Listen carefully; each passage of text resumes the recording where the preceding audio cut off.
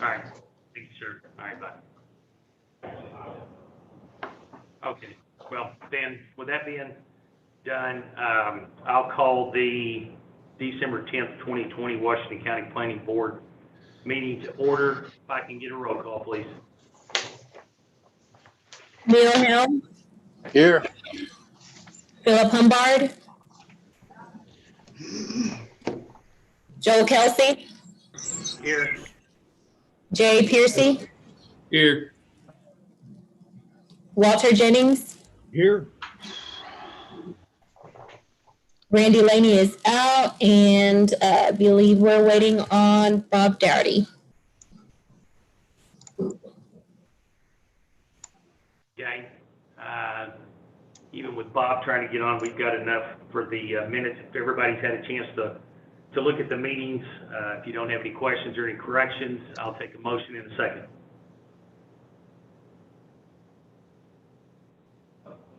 Move to approve the minutes.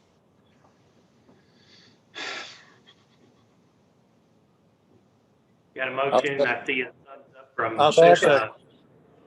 So, all right, got a motion in a second. All those in favor say aye. Aye. Aye. Any opposed? All right, the minutes are approved. Nathan, is the Sure. agenda as is? We do have a couple corrections to the agenda, sir, but they were just formatting issues. And the latest version of the agenda has been emailed to you and uploaded to the website. Again, none of the items have changed order and none have been added or removed. It was just formatting. Okay. All right, with that being said, I'll take a motion to approve the agenda as is and on the website. And a second? So moved. Motion and a second. All those in favor say aye. Aye. Aye. Aye. Any opposed? All right, the agenda is accepted. All right, the first item up for bid is old business. Was Bob able to get on? I don't see him on. All right. Nathan, we can just move that down and move through the rest of the agenda.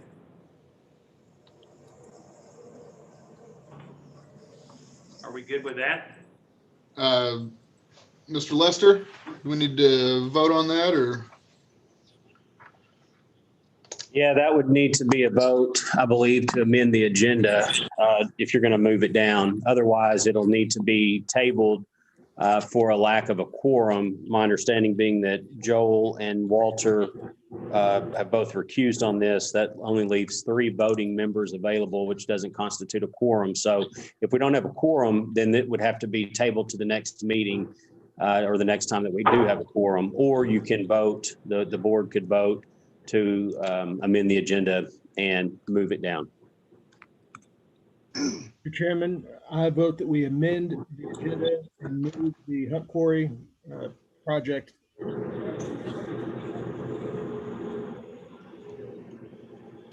Second.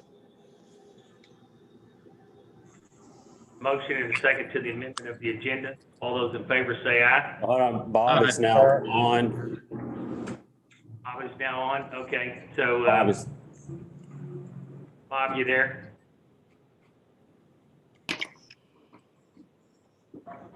Yes, I am. Okay, so since we've motioned and seconded, before I ask, Brian, can we take that away or do we need to make a new motion or what? No, I'd say if you want to go ahead and take it up, just vote against the motion and then it'll say where it is and you can take it up. All right, all those in favor say aye. Any opposed, say nay. Nay. Okay.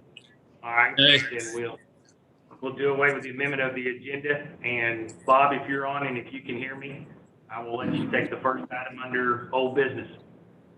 Okay. If you could, somebody tell me what the first item is. I'm just now getting on, so. Yes, sir. It's the Hunt Rogers Quarry CUP Okay. continued from last month. Okay, we're ready to hear that one then from last month. Okay.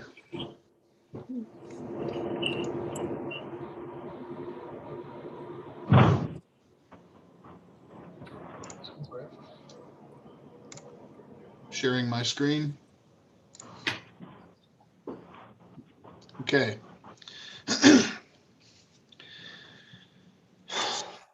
At the November 5th, 2020 Planning Board meeting, I presented the CUP request for the Hunt Rogers Springdale Quarry expansion. Then you voted to approve the CUP with the condition that I present the updated list of conditions of approval to you tonight, December 10th, 2020. Since then, I've discussed with the county attorney, who said that the conditions would have to have been finalized at that time. So that approval was effectively a tabling of the CUP. So now I can simply present the conditions to you like you asked, or I can quickly go through the entire presentation. It's up to the board. What's your pleasure, Mr. Chair? Would you like to hear the entire presentation or just go through the conditions for the CUP? I think in consideration of time, let's just hear the amended version. Well, then, in that case, then I'll skip down all the way down to the conditions. And staff has reviewed the CUP submittal documents and put forth these following conditions of approval. These conditions remain unchanged since last month until we get down here into the red conditions, and I'll go through them really quickly. And all the planning board members should have this presentation before them, and you'll be able to follow along, make notes, or be ready for discussion as I get to the end. The additional conditions include the legal description with bearings and distances of the existing permitted quarry site, the expansion area, and the combined overall quarry area to be permitted on the site plan. Number 2, plans must all reflect the same intent. Boundaries and acreages shown on the site plan drawing and the legal description shall all match with no discrepancies. Number 3, communicate with the public how to obtain blast notification emails prior to blasts and provide public notification 24 hours to each blast. Before, implement an effective wheel washing system and require its use by all loaded trucks leaving the quarry. Number 5, periodically reevaluate noise levels and implement noise reducing measures. Number 6, ensure dust levels remain within the criteria for the applicable regulations. Number 7, shield and or orientate all on-site lighting such that it does not cause a distraction to drivers or disturbance to the surrounding community. Number 8, adjust hours of operation to a schedule that is mutually agreeable between the quarry and the surrounding community. Number 9, work with the county to fund a regular patch and repair cycle on the surrounding roads. Number 10, consult with Beaver Water District and Northwest Arkansas Land Trust and establish a conservation easement of an appropriate size between the quarry and the expansion area and Beaver Lake and Hunts Lakeside Estates subdivision. Number 11, High Lonesome Road, Washington County Road 4589, must be completely vacated from the point it begins at Ponderosa Road, Washington County Road 584. And you can contact the Washington County Road Department for assistance on that county road vacation. Number 12, construct and maintain berms and evergreen vegetative screening sufficient to minimize the impact of the surrounding neighborhoods. Number 13, neighborhood committees shall continue to meet over the lifetime of the quarry. And then there were additional conditions submitted by the Beaver Water District, Mrs. Hunt, and myself, and some from the Hunt Rogers group as well. These conditions added by Mrs. Hunt. Number 1, upon approval of the Hunt Rogers expansion request as proposed, Mrs. Hunt has committed to the friendship community and surrounding neighbors to incorporate the remaining acreage east of the expansion and adjoining Beaver Lake to a preservation area to allow for additional measures of protection for the Beaver Lake watershed to ensure the community of future land use while allowing for aesthetically pleasing panoramic views. Number 2, Mrs. Hunt and her family are willing to make the above condition of the expansion. Mrs. Hunt agrees that all commitments offered by her will be completed and fully implemented prior to the start of any new mining in the requested Hunt Rogers Quarry expansion area. Number 3, this agreement not only preserves the land in its present state, but ensures the surrounding community that the land will only be utilized for livestock and other natural utilization. Mrs. Hunt and her family are committing to this perpetual agreement to confirm that the property will not be used for building subdivisions or other structures for commercial uses other than domesticated livestock production. Number 4, at the request of some of the community members, Mrs. Hunt and her family are agreeable with effect to naming the preservation area for the benefit of the community. Number 5, Mrs. Hunt and her family are agreeing if any third-party agreements are made with Beaver Water District or other affiliations associated with Beaver Water District, it will not in any way affect or limit any amenities or access to the boat dock. The established paved parking area located west and south of the low water bridge, the dirt road leading from the paved parking area to the Beaver Lake core boundary line and surrounding area. Number 6, as an additional condition, Hunt Rogers Materials and Mrs. Hunt and her family have mutually agreed in a joint effort to promote vegetation efforts in the newly designated preservation area to plant a variety of evergreen and deciduous species of trees to create a vegetative barrier. The tree planting will be placed as best suitable for the community to provide aesthetically pleasing views for years to come. The newly designated preservation area will be continuously monitored and managed to be a viable asset to the community and Northwest Arkansas for years to come. Then we move on to the Beaver Water District conditions. Number 1, detention should be looked at again as a means to reduce stormwater runoff, especially during surface disturbance periods when the quarry is being developed. The overburden in this area likely has elevated soil nutrient concentrations. The initial clearing of this land and subsequent erosion of materials could result in transport of sediments and nutrients to the lake. Number 2, the plans indicate that most drainage will be contained on site within the quarry. These mines, however, will need to be pumped to reduce water levels for quarry operation. Water quality monitoring program should be conducted with oversight from from Arkansas Department of Energy and Environment, Division of Environmental Quality, to ensure that any drainage water pumped into the lake and any stormwater runoff is free of contaminants. Number 3, in accordance with the Arkansas Forestry Commission, streamside management zones should be maintained according to the Arkansas Forestry Commission best management practices for water quality protection. Requirements may include, but are not limited to, maintain vegetation in non-ephemeral streams, slopes less than 75%, 35 feet on each side of the stream, slopes 7 to 20%, 50 feet on each side of the stream, slopes greater than 20%, 80 feet on each side of the stream. Ephemeral streams maintain overstory vegetation with minimal channel disturbance. Number 4, a permanent conservation easement should be considered in critical areas in order to create a buffer between the quarry operations and the lake. Contact Beaver Water District and Northwest Arkansas Land Trust for discussion regarding the details of establishing a conservation easement. Number 5, the landowner, J.B. Hunt LLC, shall grant to a qualified land trust a permanent conservation easement of a scope with terms mutually agreeable to Beaver Water District and J.B. Hunt LLC. The conservation easement shall include conditions that provide water quality protections for Beaver Lake. The conservation easement shall encompass, at a minimum, the lakeside area shown in Beaver Water District's November 5th, 2020 letter to the Washington County Planning Board, and the areas for conservation shown on the map presented by the Washington County Planning Director at the November 5th, 2020 meeting of the Planning Board. The boundaries of the property to which Number 6, the boundaries of the property to which the high impact conditional use permit approval applies and the area boundaries for each of the sequential mining phases shall be correctly specified in a standalone legal description. All references to or representations of the boundaries in the applicant's prior submissions, including maps and drawings, shall be corrected and dated, and the total area encompassed by the boundaries shall not exceed approximately 150 acres of mining area and approximately 29 acres of stockpiling room. And that was the end of the additional conditions. And if any of the planning board members would like to open this up for discussion, I know that I believe some of the folks would be on this call. And so ask your questions, and I think that they might be able to answer. Okay, are there any questions at this point from the committee members?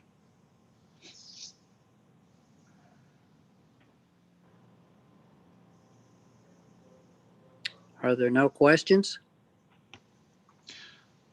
I don't hear any. I do have a hand raised from the audience, sir. Okay. Is there, is the person from the audience ready to address us, please? It'll take just a second while I get this.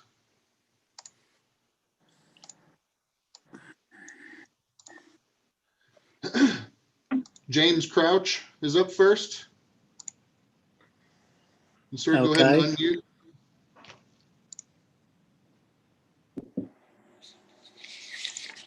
Okay. unmute. Hello? Yes, sir. Okay. Gentlemen, thank you. It occurred to me too that to thank you for your service on this board, particularly in this difficult time. I see that we're all gathered from various places. I'm James Crouch. I'm appearing on behalf of the Matthews family, Matthews Investment. I've been before you before. I won't plow the same ground, at least I'll try not to, but I went back and looked at what I could find of the previous meetings from 2003 to present. I couldn't find anything from 2006, but the same thing, the same complaints from neighbors keep coming up. It's dust and it's blasting and it's roads and it's all those things. They've come up every time. And actually, something interesting I found, I don't know if anybody else noticed this from 2012. One of the ways that it appeared to me that this was approved was a representation from the quarry that they would only blast 6 to 7 months a year if they were granted the CUP that they got then. I will have to hear from neighbors whether that's occurred. But really what I want to address is this, the conditions. You know, lawyers worry about whether something's enforceable and whether it's definite enough to be enforced. And while these conditions are not necessarily bad, although we still oppose the entire CUP, but I just don't think the conditions that have been discussed are enforceable. And I would refer you first to what Nathan talked about with the Beaver Water District. They say that there'll be a water quality monitoring program. When I look through the entire packet, I don't find anything that defines that. And then they say, well, which by the way was to be overseen by the ADEQ. Well, my experience with the ADEQ is that they're reactive. They only react to complaints. Again, my experience, they don't oversee. And so there's really no one to oversee that, but more importantly, there's no program that's been proposed for water quality monitoring. Same thing with the best practices of the Arkansas Forestry Commission. There's nobody to oversee that. There's no way to enforce it. But even more difficult to enforce are the proposals or conditions that everybody from Beaver Water District to the Hunts to the staff have put on. I want to refer you to the additional conditions of the planning department. Number 5, periodically reevaluate noise levels and implement noise reduction measures. That's just too vague to be enforceable. The law in Arkansas, probably everywhere, is that you can't enforce something unless it's definite enough. And you also cannot have an agreement to agree. That's no agreement at all. So, and there's no consequences from not complying with these conditions. But, you know, evaluate noise levels. What if they're too high? What does that mean? There's nothing to enforce. Number 6, ensure dust levels remain within the criteria, the applicable regulations. Well, again, there's nothing to enforce. There's no definition. There's no, certainly the county, I understand the county can't enforce these. They can't oversee these. That's understandable. And neither does adjust hours to mutually agreeable between quarry and the surrounding community. Well, that should be decided now. It should have been decided before. The Hunt Rogers Quarry should have come and said, we'll do this and this and this. And that should be part of these conditions. It's not. Number 10, consult with the Beaver Water District about this conservation easement, which is a good idea, but consult with the Beaver Water District, that doesn't mean anything. There's no way to enforce that.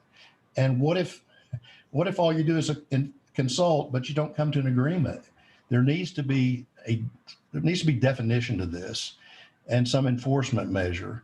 And also, by the way, it completely cuts out the neighbors. And my sense was that this conservation easement was not so much to please Beaver Water District, but to please the neighbors who are going to be disturbed by blasting and site and dust. Number 13, construct and maintain berms and evergreen vegetative screening sufficient to minimize the impact. Well, it's just, there's no way to enforce that because it's not defined. You don't say put trees every 10 feet, put evergreens every 10 feet. And by the way, if you go out and look at the berm on Parsons Road, which this berm was required to be vegetated before, there's nothing there. So that's my main point, gentlemen, is there's no way this can be enforced, and there's no consequences of them not complying with it. So I think the whole thing should be denied completely, but it certainly should be denied until unless they get some definition to these. Thank you. Thank you for your attention.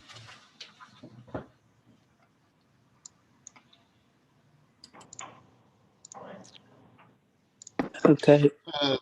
Mr. Chair, we also have Andrew Effinger, who's a staff attorney for Rogers Group. We have Bill Lloyd and Greg Goff on the line. Okay. Would they like to address this at this point, you think? Yes, sir. They all have their hands up. Would Okay. you prefer to go with one of the neighbors or the Rogers Group attorney? Let's listen to the Rogers Group, I think, and see what their response is, if we could, and then we'll go to the rest of the neighbors. Andrew? Hello, can you hear me now? Yes, Yes. sir. I'm not seeing myself. I assume you guys can see me? We can hear you, sir. Okay. Oh, that's right. I'm not being seen.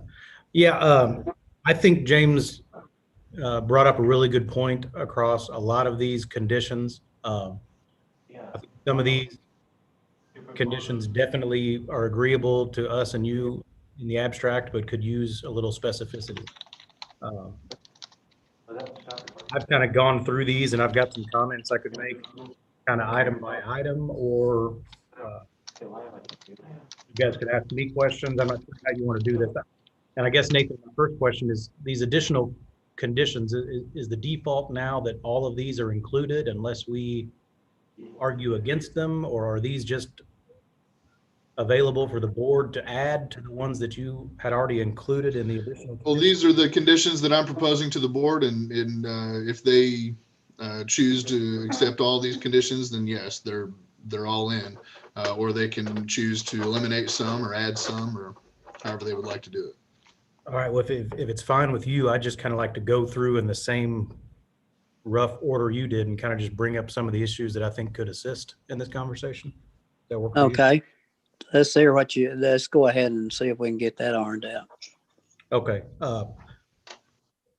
The first issue that I think we need to get clear on some of these Beaver Water District conditions, if you can go there, is that certain of these conditions were raised prior to our last January meeting. I believe that's correct, Nathan?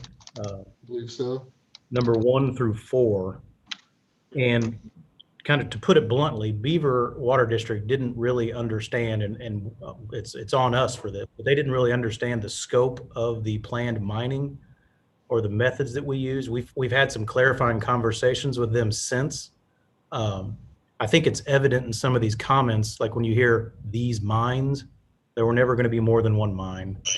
When they talk about it being pumped, we had some clarifying conversations with them so that they understood that we stay above the water line, or the groundwater level, so we don't really have to pump out our mine.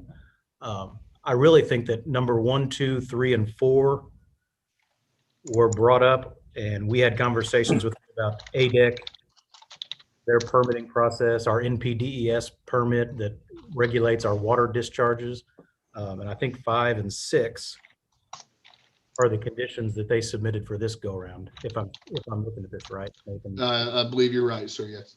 Yeah. So, and you know, number 3, for example, there are no non-ephemeral streams. So it's just, some of this is just things that they wanted you guys to look at. If you look at number 1, it says should be looked at again. These were their recommendations for you guys to kind of, and for Nathan to kind of do his due diligence on this, but I'm not sure they should be conditions, if that makes sense.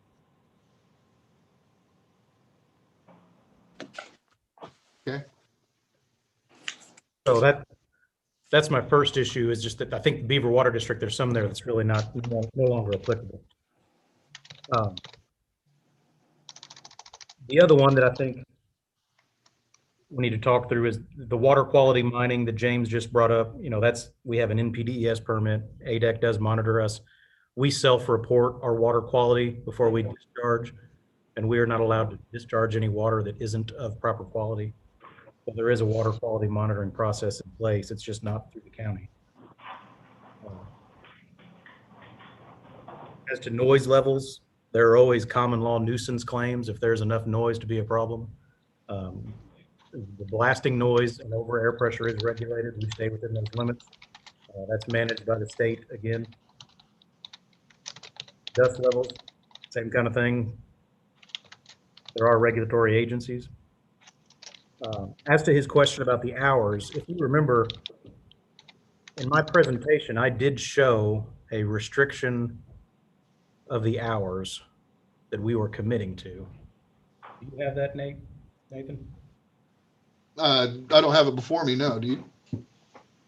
Yeah, I do. I've actually got a few slides here that I could go through on some of these recommendations, if you don't mind.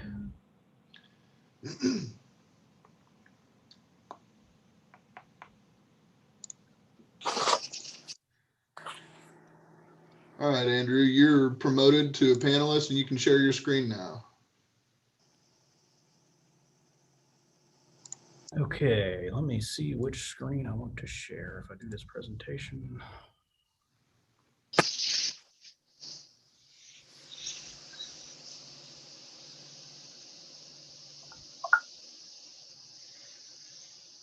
Well, are you seeing my screen now, or do I need to do something here? I'm not seeing it yet. Let's see. Oh, here we go. I've got a button. Let me share screen number 2 here. Got it. Okay. So let's just bounce through some of these comments here. It looks like you already removed that Northwestern Arkansas Land Trust from the conservation easement. Here are the hours of operation.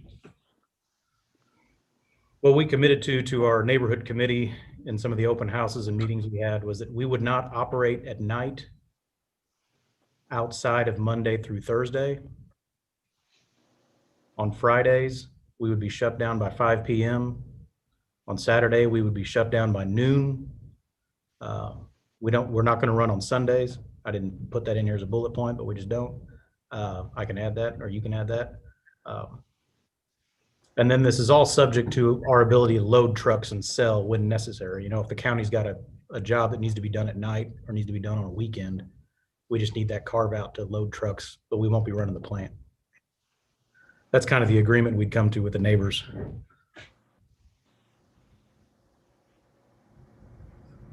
Okay.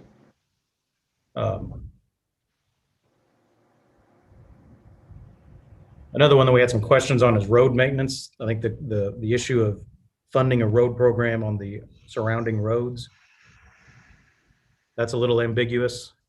We propose that we'll take care of any potholes on the roads between Sonora Road and I'm forgetting the name of the road up on the north, along North Pleasure Park. Heights. Pleasure Heights, yeah, between Sonora and Pleasure Heights, that, you know, any potholes or degradation to the road, we'd get out there and fix it, but with the clarification that, you know, regular resurfacing is still a county obligation, that we're not 100% liable for the whole road.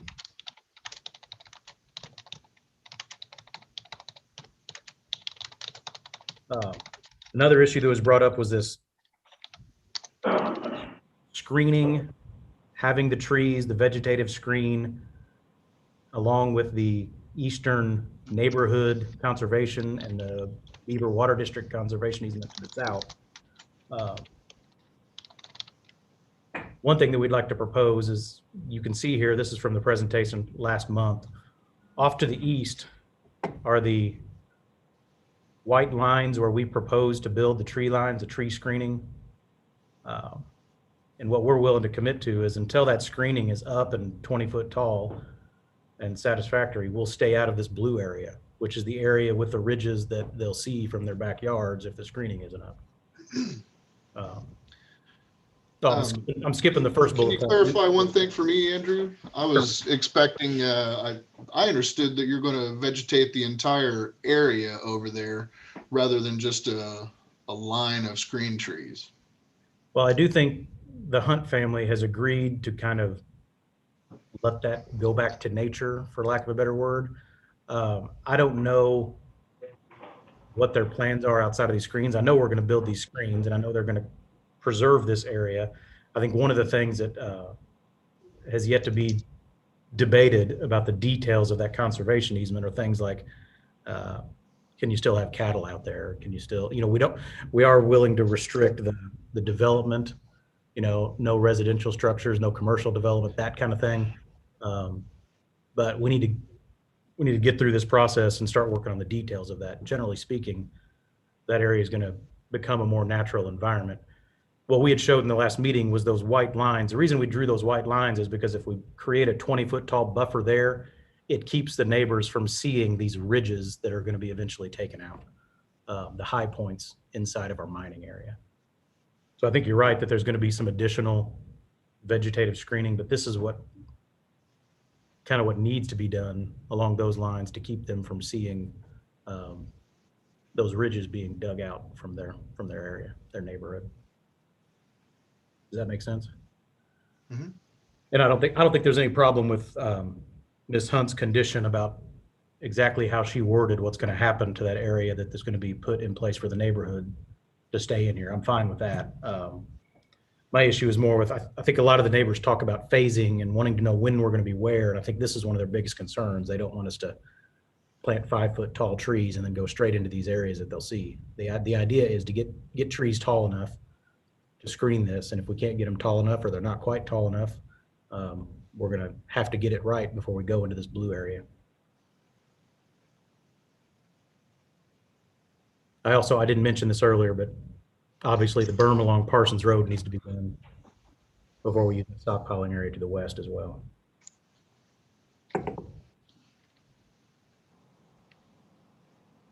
The other thing that we brought up that I didn't hear you guys mention was the Ombudsman. That's just kind of an open conversation that we left from last meeting. So. Well, and that's one thing that I hadn't brought up yet that I plan to, was that Ombudsman is kind of outside the scope of county planning regulatory, activity. And if y'all were to, or if the neighbors were to want an ombudsman, then that would be between the quarry and the neighborhoods. But in another issue that I hadn't mentioned yet was that the planning board had discussed wanting a phasing plan, and we don't have a phasing plan. And so if you'd like to discuss either one of those. Well, I do think there's been a lot of conversation about the phasing plan. The devil's in the details. So we've shown this plan to the neighborhood. We showed this to you guys in our last meeting. Our intentions are to go north into phase 1, then move east into phase 2, then drive south through phases 3, 4, and 5 over time. But what we also talked about last time, that this is a natural deposit. We haven't done 100% of our investigation of every square foot of this land, so we do not have a precise acre by acre analysis of what exists underground. So a scenario that I've played out for a lot of people is if we go north into phase 1 and there's a lot of bad material, we may need to go over here to phase 3 for a shot or two while we clean out some garbage, and then keep moving north. This is generally our mine plan, though. I just don't understand how that could be a condition, because we don't know exactly how many years it's going to take to get through any one of these, especially as you get into longer term forecasting. So that our proposal was this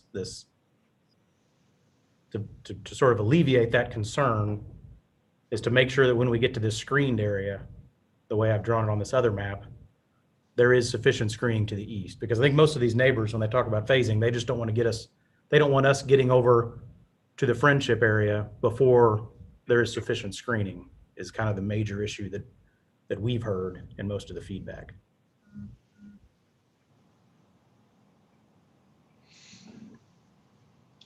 Any questions on that from the board? Mr. Chair.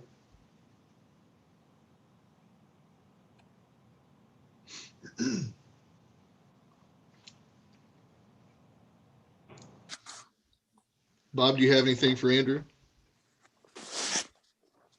Let's see. I may be muted. Let me see here. You're good now, sir. Okay. Okay. I guess I don't have any questions for Andrew. Does the board, are any of the board members, do they have any questions that they would like to ask Andrew at this point?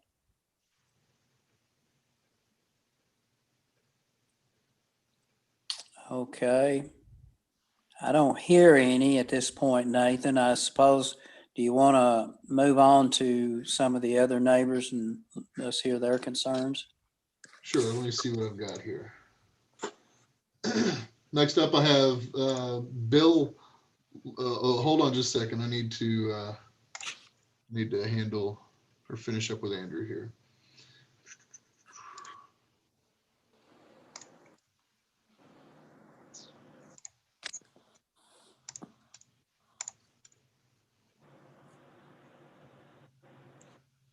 Okay. Next up, I have. Oh, darn it.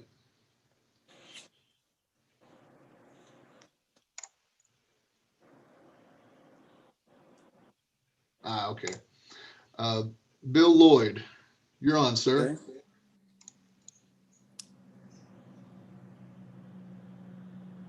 Do we have Bill?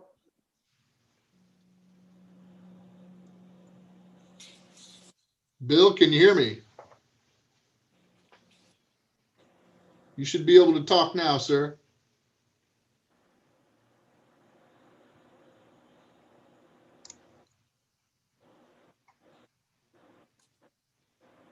Well, let's see. Let's go to the next one. Okay.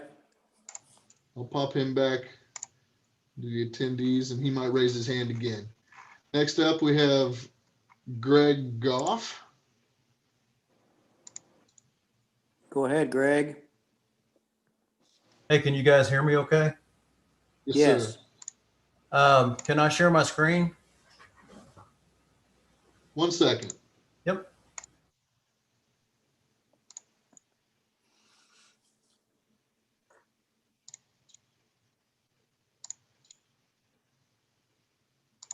Well,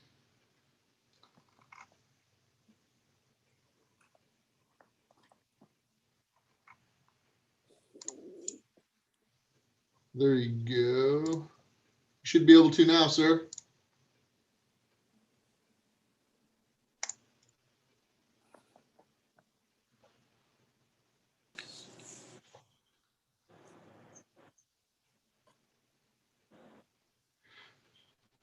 Greg, go ahead. Okay, can you see my screen? Yes. We see it. Okay, hang on just a minute. Let me get it bigger for me. My name is Greg Goff, and I live at 21694 Friendship View Drive.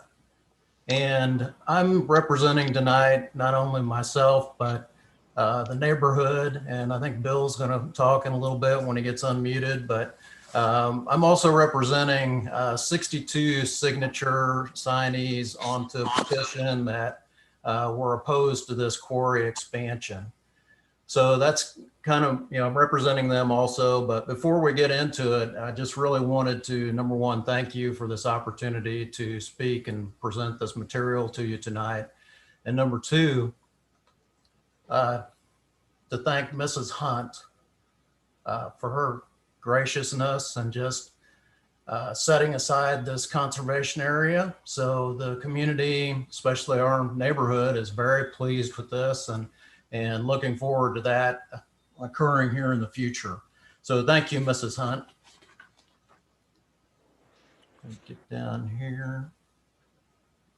So, you know, if you start looking on the internet, I mean, you can find a lot of stuff about everything, but if you look at quotes, there's a bazillion quotes on trust. But, you know, the thing I always look to on trust is that, you know, it is extremely hard to gain somebody's trust, and it's so easy to destroy it. And I can tell you, based on our history with the quarry, is, you know, we just have that lack of trust and you know, what the quarry says they're going to do and what they're actually going to do.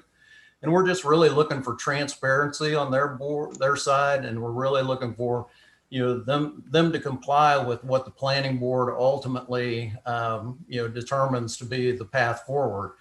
And, you know, the commitment to being a good neighbor is more than just listening and then doing whatever's easiest for you.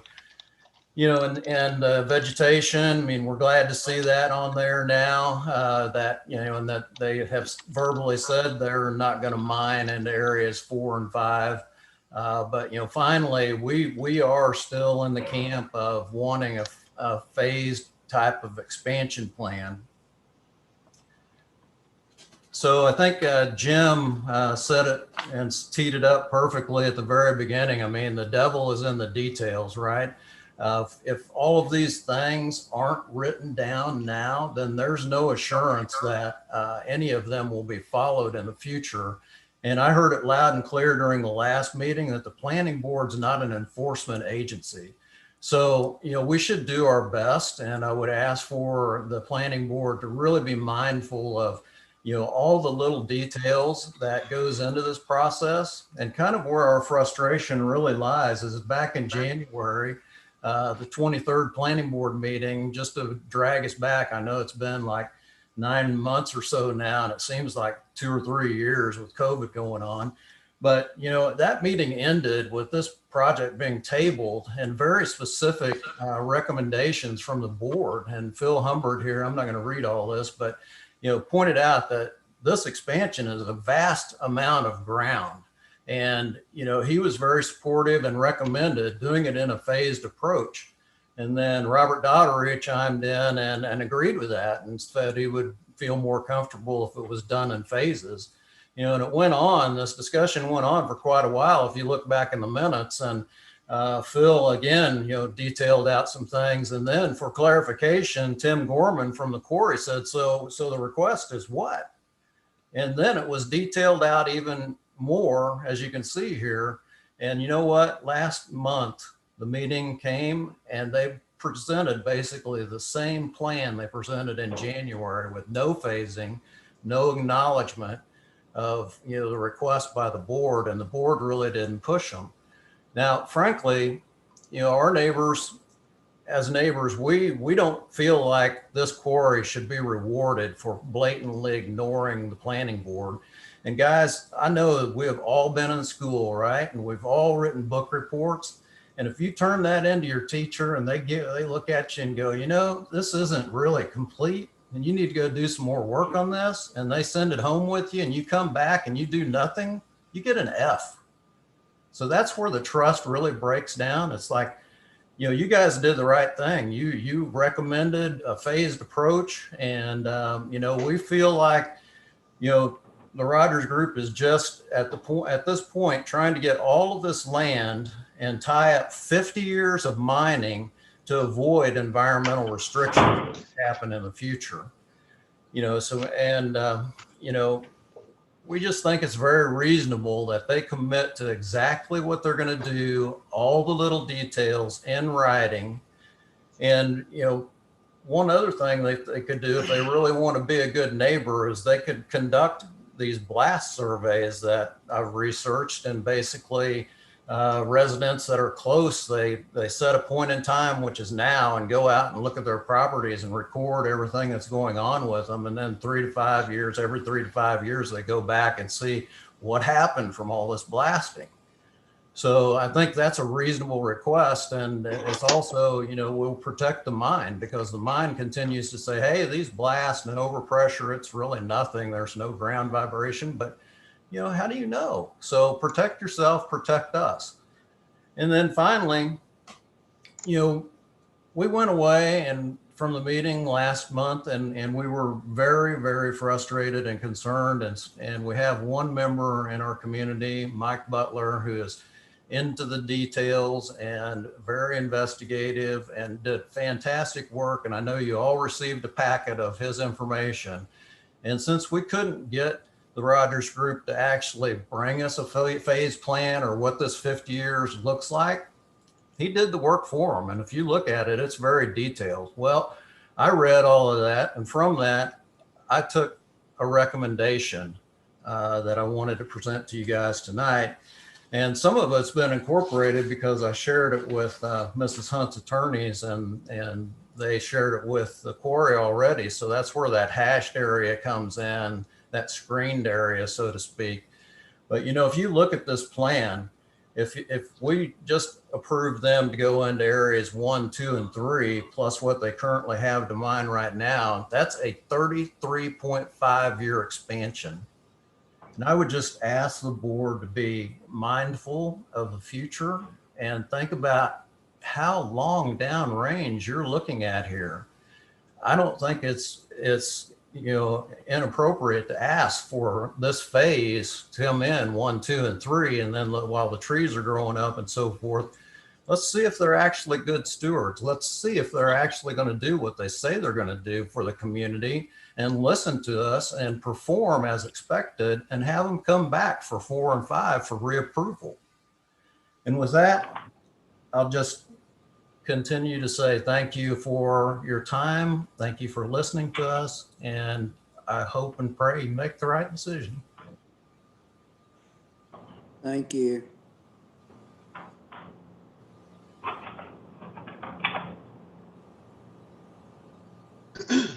Mr. Chair, you have any questions for Mr. Goff? No, I don't have any questions at this point. Thank him for his presentation. And I think at this point, Nathan, we'll see if there's anybody else from the public that wants to address us.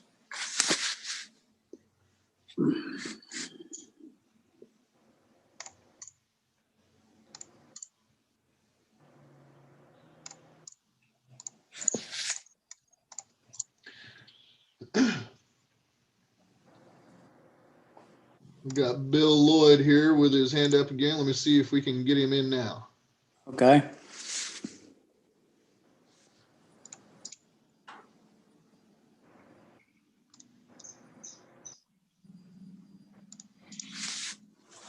Bill, can you hear me?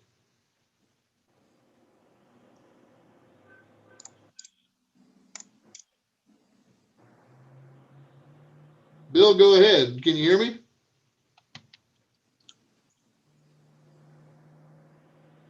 Well, let me see.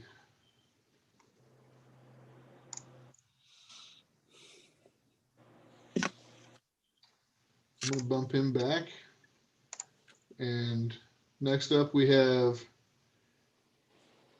Sherry Main. And Sherry, if you unmute, you ought to be able to speak. Okay, I did. Can you hear me?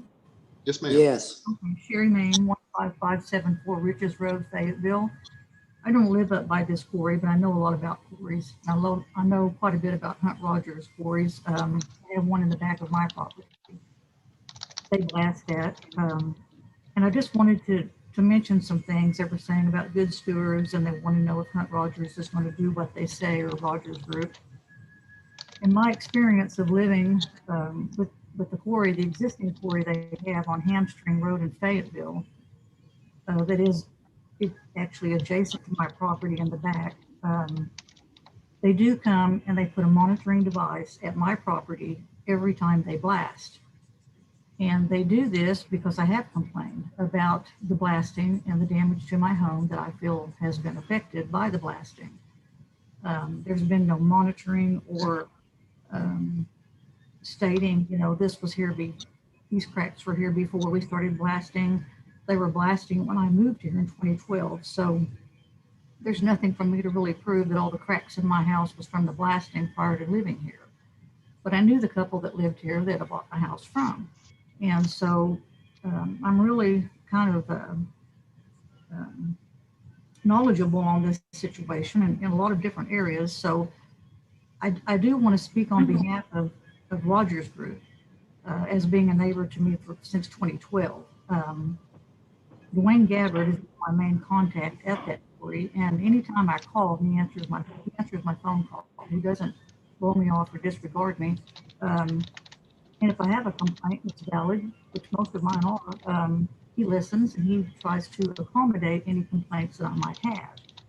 Now, I'm not trying to sway the board either way or the other, because mining is mining, red dirt is red dirt, blasting is blasting. It's all hauled in trucks. It's all noise. It's dust.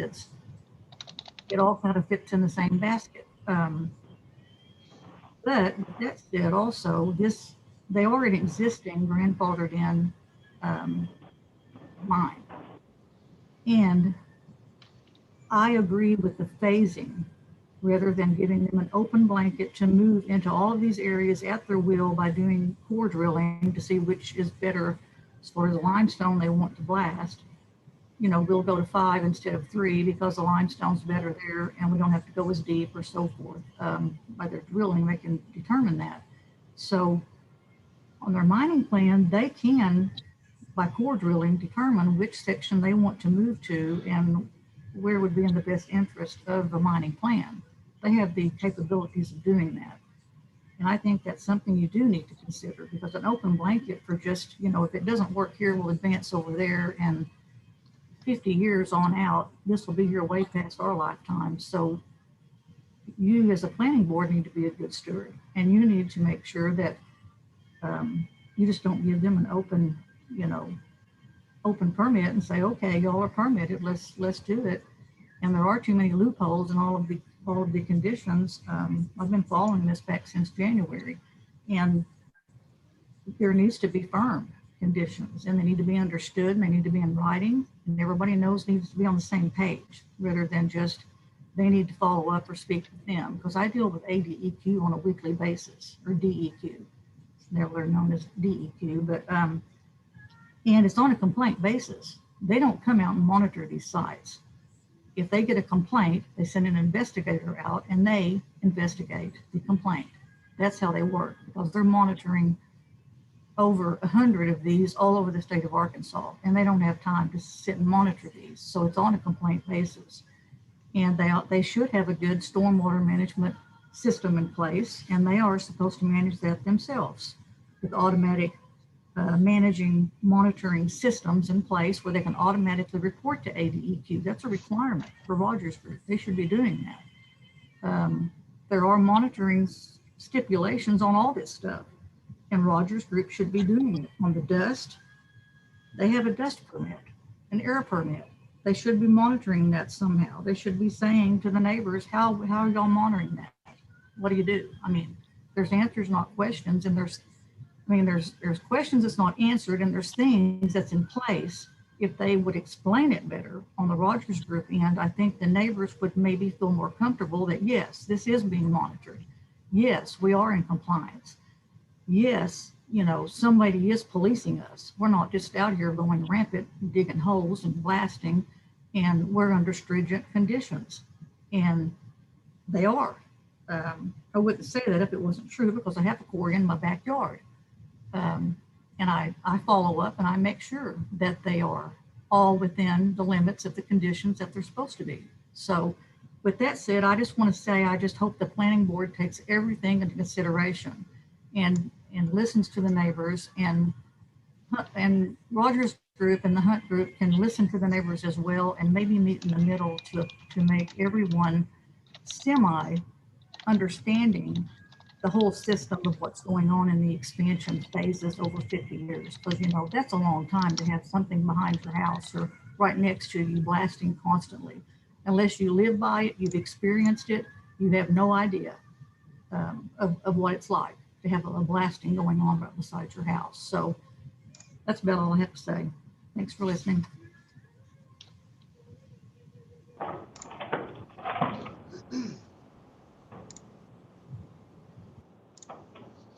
All right, Mr. Chair, I have Andrew Effinger again. Okay, go ahead, Andrew. Unmuted now. Yep. Okay. Well, I want to thank the individuals who gave us those comments here. And I do want to say, I think this is the first request we've had for this that I know of, but we are more than happy to do what Mr. Goff requested and do pre-blast surveys of all the houses over in Friendship, anywhere near our quarries. If one over near Farmington, bring that up with Dwayne. I'm sure we can get one done. It's hard. You can't do them back in time, but we could do one now. We're happy to do those on Friendship. That's a reasonable request, Nathan, for you to add a condition that we do some pre-blast surveys of all the neighboring properties. And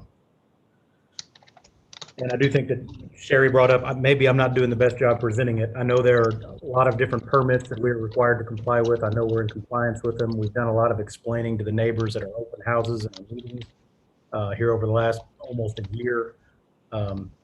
So when it comes to the noise and the blasting and the dust, definitely, and the water and the discharges, there are a bunch of regulations that we do comply with. And there are numbers where neighbors can call for complaints, and there are visits we get based on complaints, and we work through those issues from time to time. Okay, thank you, Andrew. Is there anyone else, Nathan, in the There are, public? sir. Yep. Okay, Just a second here.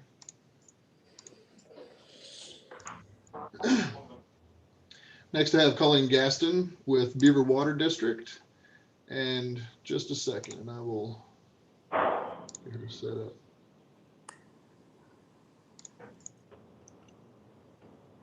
Colleen, if you'll go ahead and unmute, you should be ready to go.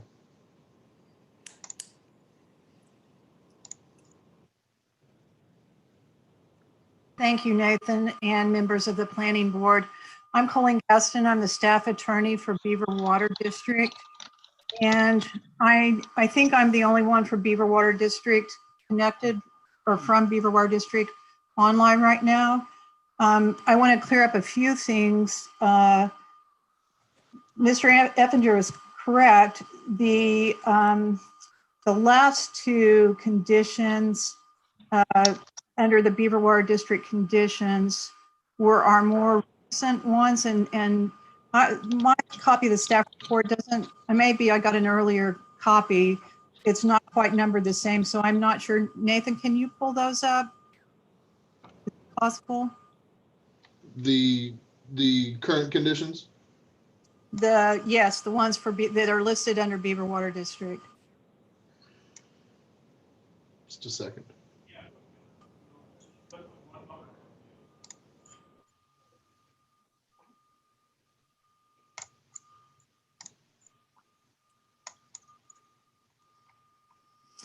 So they're numbered 5 and 6 on these, and these were drafted to be enforceable. They use the term shall, and the first one has to do with a permanent conservation easement.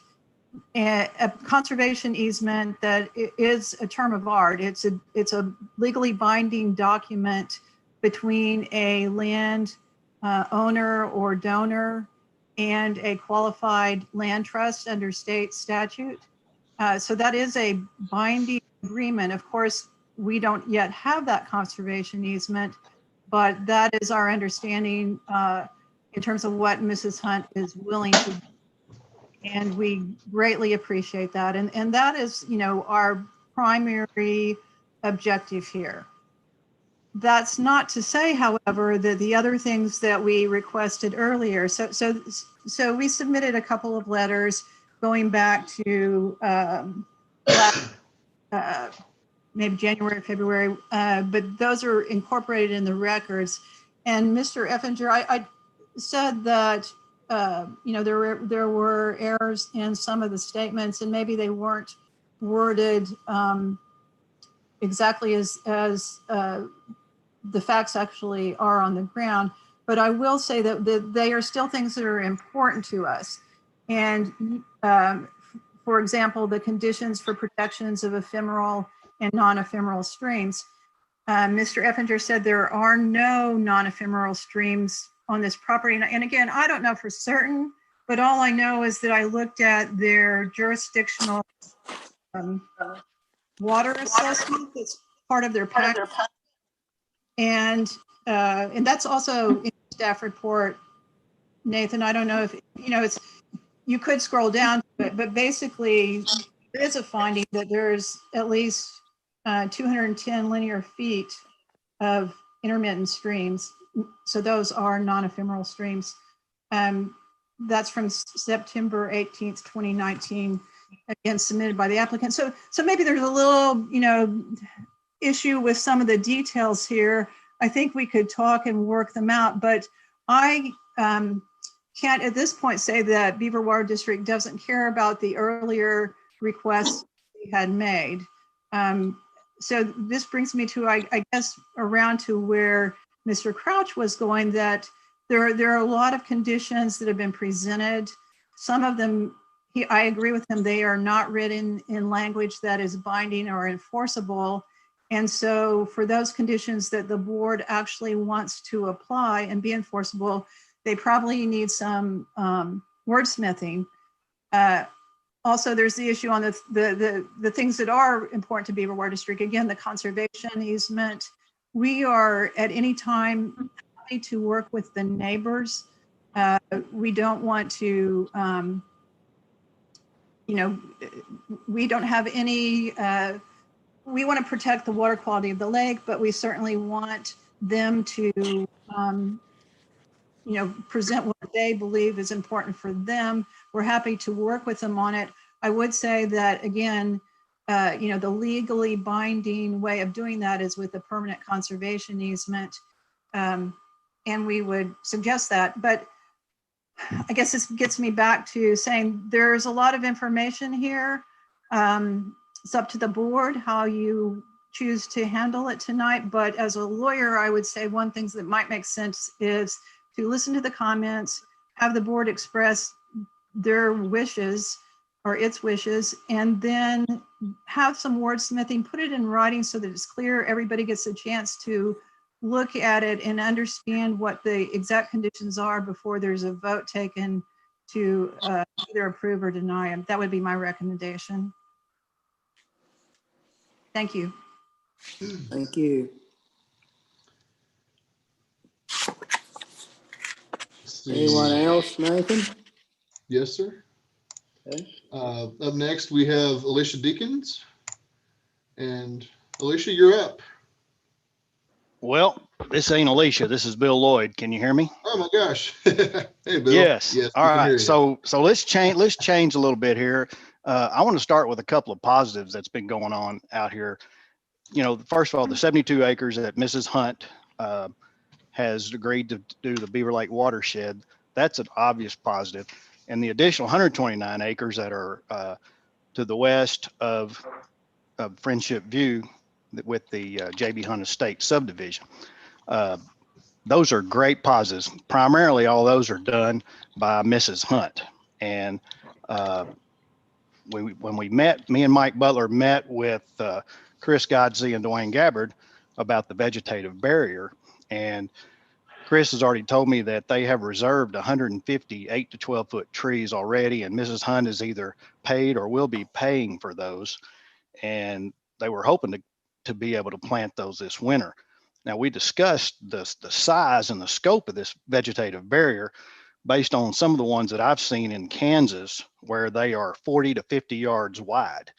That needs to happen. There's not just going to be a tree line, a single tree line. It has to be one tree line that faces the quarry, the boundary there, and then another tree line that is viewed from the subdivision.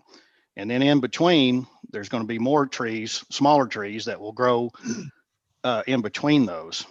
And I believe, over the period of time, that's going to greatly help with the noise, with the dust. And yes, there is dust. I've taken pictures every day. It looks like a scene from Sahara out there in the late afternoons. There's so much dust in the air. And so we got to get that under control. Now, the problems is that we've been having is that we're not seeing enough specifics. And so I want to talk about that. So when we talk about the vegetative barrier, it needs to be 40 to 50 yards wide. It doesn't need to be a single row of trees. And we need to have that in writing somewhere or in an agreement somewhere. And I want to talk to, we've talked about phase 1, phase 2, phase 3, and where they, Mr. Effinger talked about, the devil's in the details. Well, I asked the question at the last meeting that here in 2020, if you've been mining and been in the mining business for decades, you should know what you're going to go into. I mean, there's plenty of technology that'll tell you what you have. I have a feeling they already know, and that's why they want to jump to phase 3 as soon as possible. And if that's the case, that's fine, but they need to be transparent and upfront about that. If it's not, then they go to phase 1. They just might need to work a little harder over these next 5-7 years.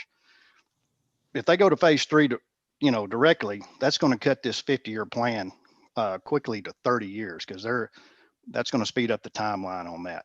And so when it talks about the details, this board, the planning board, you don't need to pull a Pelosi here and say, we need to approve the plan to find out what's in the plan. You need to know what's in the plan. The Rogers groups need to be specific in detail to tell you what's in the plan, and they need to tell us what's in the plan. I'm just looking at one other thing that I want to get to, and I guess we can do the ADEQ at the end of the meeting. So I can always come back to that if we need to, but I know that there were 9 violations back in February concerning that and about the water and all that stuff, the discharge water. Saw some pictures of what that looked like, and it looked like a milky white substance that nobody would want anywhere. But the last thing I want to mention is the roads. I counted today on the way home from 412 and Sonora to the turnoff to go to the asphalt plant, 13 sections on that road that are in need of repair. And I'm going to tell you, I don't think the residents of Washington County, especially the ones that live around here, need to deal with flat tires, bent rims, front end alignments for the next 50 years. Now, those potholes, they're not caused by weather. They're not caused by COVID-19. They're not caused by anything but dump trucks. And so all this talk about we're going to do this road plan, that should have already been done. That should have already been in the works. We should have already seen patching and repairs on these roads. So the county and the quarry and the dump truck owners, they need to get together and prove and show these residents of Washington County that that their actions speak louder than words. And with that, I thank you very much. Thank you, Bill. Okay, Nathan. Looks like, see, I've got Andrew Effinger back up. Looks like he may want to address some of that. Andrew, go ahead.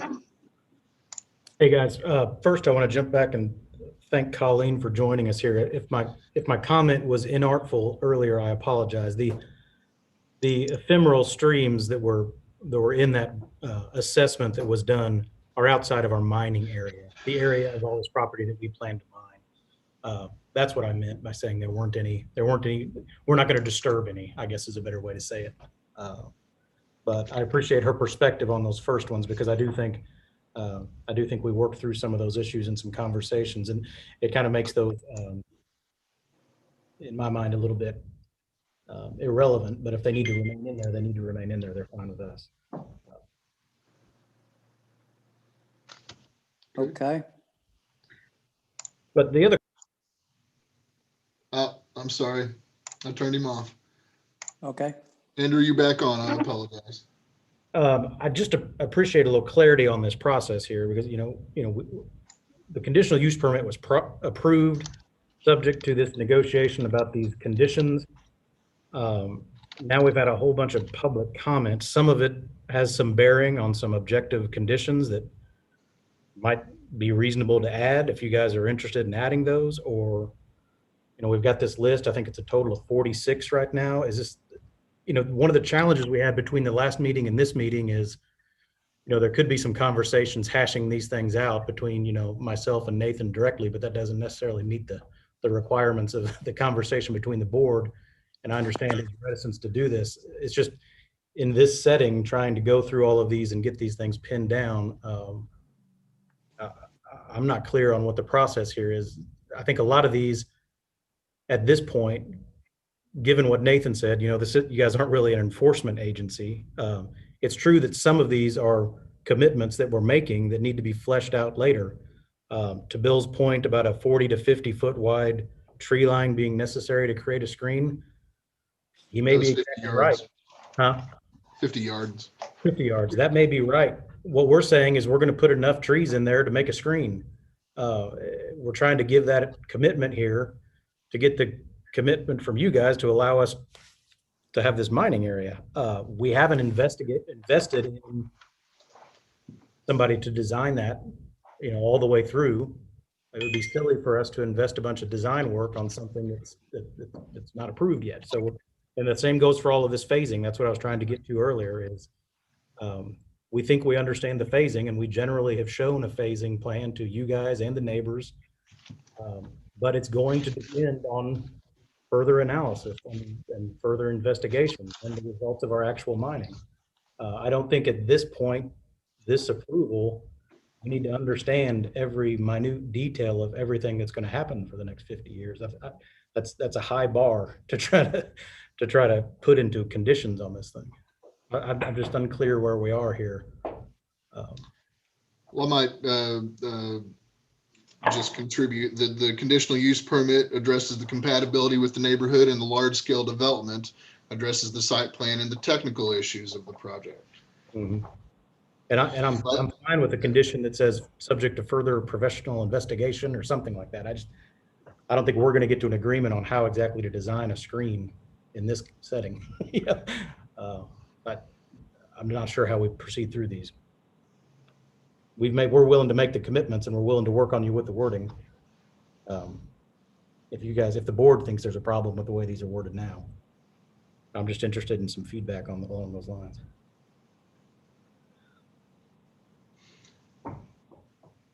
Does the board have any feedback on that? Is there anyone from the board who would like to address that at this point? Bob, I'd like to make the comment that during the course of the last 9, 10, 11, 12 months, we've made some significant move and progress. I feel like that for at least for a short term, that things are on the right direction.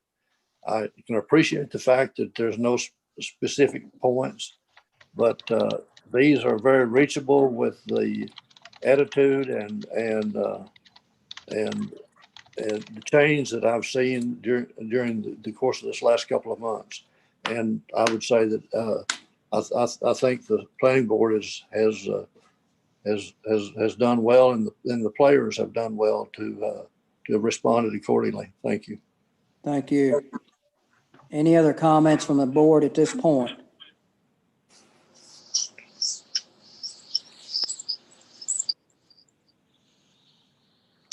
If there's not, Nathan, I think we ought to move on to any of the other neighbor comments. I don't have anybody else in the list with their hands up, Mr. Chair. Okay. If there's nobody else from the public that would like to address us this time, are there any further questions for Andrew from the board at this point, or I can bring it back to the board for their pleasure? If there are no other questions, I think I will close it to the public and bring it back to the board for motions, comments, whatever your pleasure. Mr. Chairman, this is Philip Humbard. The whole idea of phased development was not so much to come up with a day-by-day plan on how we would do it, but to put stopgap measures in to have the public have a way of slowing things down or stopping things if the quarry was not doing what they had agreed to do. I thought the idea of the ombudsman was a good idea in that that could be a continuous process instead of a multi-year type process. But I still think there needs to be some mechanism that if the quarry is being a bad actor or there is some egregious thing happening, that they can be reined in or stopped. I'm just worried that, as I was then, that if we give them a 50-year area to work in, that we're going to have problems that we can't have adequately addressed in the future. So I thought the idea that they came up with the paid monitor or whoever was going to do it could continuously be a force, and if there was some way of stopping or addressing those items and to the satisfaction of the people, then it could happen. But there needs to be something in place to be able to ensure the public that they operate in the manner that they agree to. So thank you. Thank you. Comments or motions from the board at this point?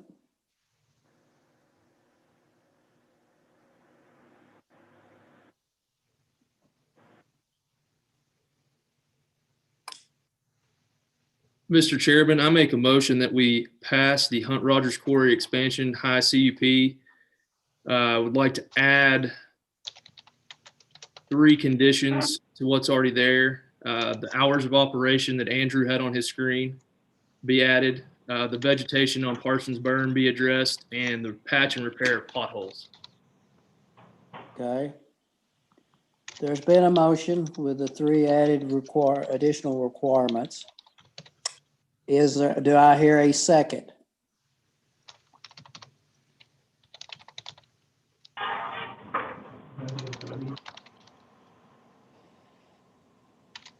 Well, I've got a motion, but I have not heard a second.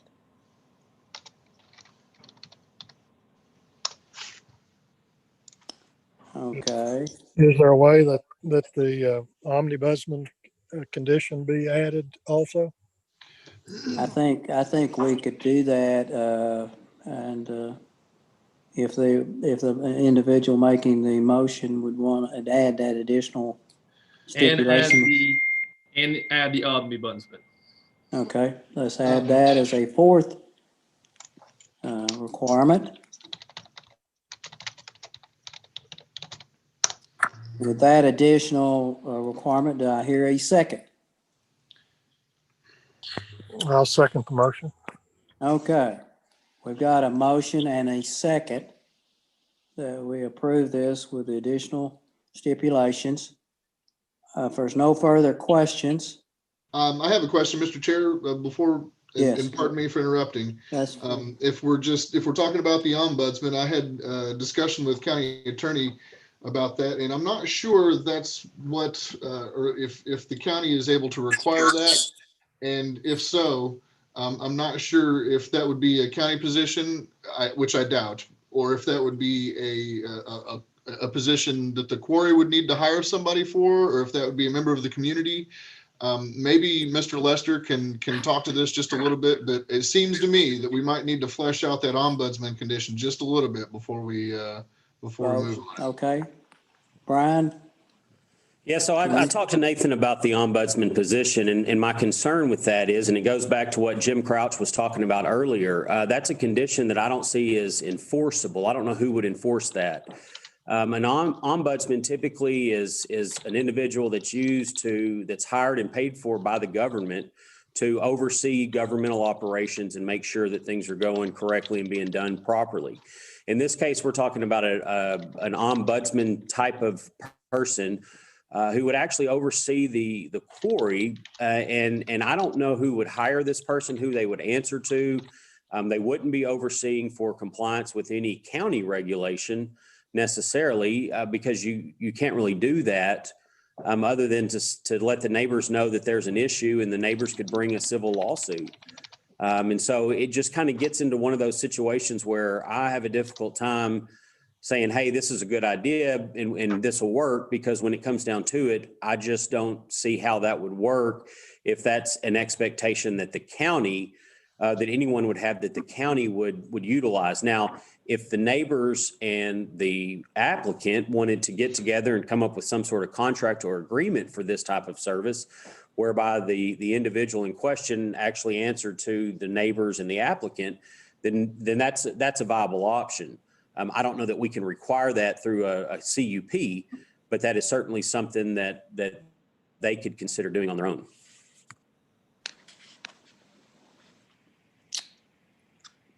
Well, could we vote on this and well, I don't know. I'd like to see it happen, but I don't, if we can't require it, I don't know how to handle that. Mr. Chairman, I have another comment. Since this is a conditional use permit, could we impose a term of use on our vote? For instance, could it be 1 year, 5 years, 3 years, 15 years, 20 years? Whatever the comfort of the board is, but it appears to me that the only way this is ever going to get revisited again is if it has to come back for the permit to be issued. I guess that's a question for Brian. You got a suggestion, Brian? Yeah, I don't think you can put a time limit on a conditional use. I mean, conditional use, the purpose of a conditional use is to allow some sort of allow some use that isn't granted by right, and to say that, well, we're going to allow you to do something for 5 years, but at the end of 5 years, we're going to come in and we could change that. I think would be unconstitutional on our part, because what we're saying to the applicant is, you may be doing good and well, and we come in and shut you down, and you can no longer do that. It's kind of the reason that we have had the idea of and have kind of treated non-conforming uses that existed prior to 2006, when the county enacted zoning. We have treated those prior non-conforming uses as grandfathered in uses, because we would have a real legal challenge, us being the county, to come in and say, everybody that had something going on at that time, you have to stop your business altogether and end it. And so that's kind of why we've handled it that way. So I do not think that we can put terms on the conditional use. The reason I brought it up was because there's really no control if we vote for this, other than the credibility of the people that are asking for it. There's really, I see no real teeth or enforceable points that we can talk about. And well, that's true. And then, so we treat these conditional uses kind of as zoning. And that's kind of probably what we're doing here is really more of a zoning request. And so in doing so, once with an actual something, if it's zoning, there's some legal cases that we won't get into. But with a zoning request, if someone were to come in and ask for a rezone and it were to be rezoned, then that's the zone. It's not a temporary zoning, it's a permanent in nature until someone else comes in and asks to change it to something else. So for that reason, I don't think we can, this can't just be a temporary situation that just ends on a certain date.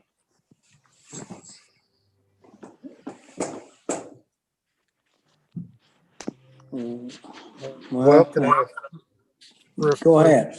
Withdraw my second? Is that a possibility, and we could work on the motion again? Okay. Yes, I think you can withdraw your second and then see if we want to redo the motion or. So far, the conditions we have are added the hours of operation, the vegetation and the berm, patches and pothole, and condition for the ombudsman.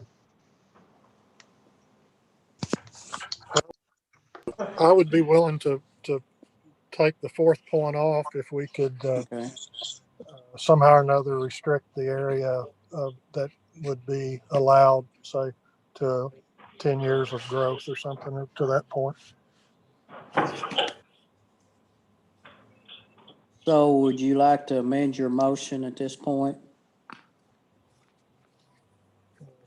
It's not my motion, but I would. We I can, mean, yeah, I'm we can asking. remove the fourth item.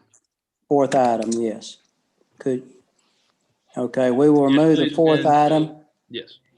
Okay, and now we have the three additional stipulations with a motion to approve. Is there a second?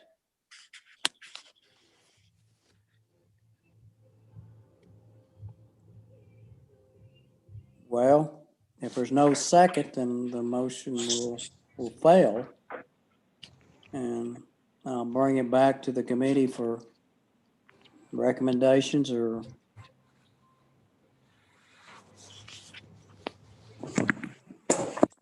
help.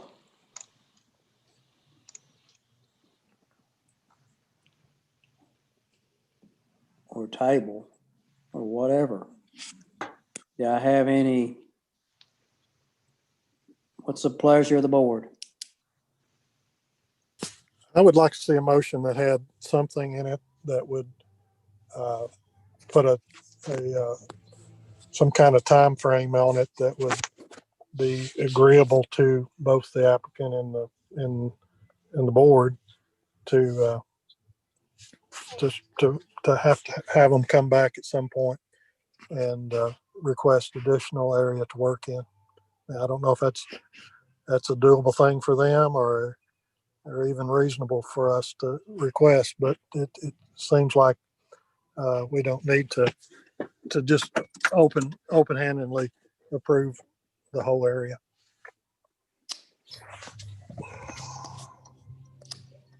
Okay.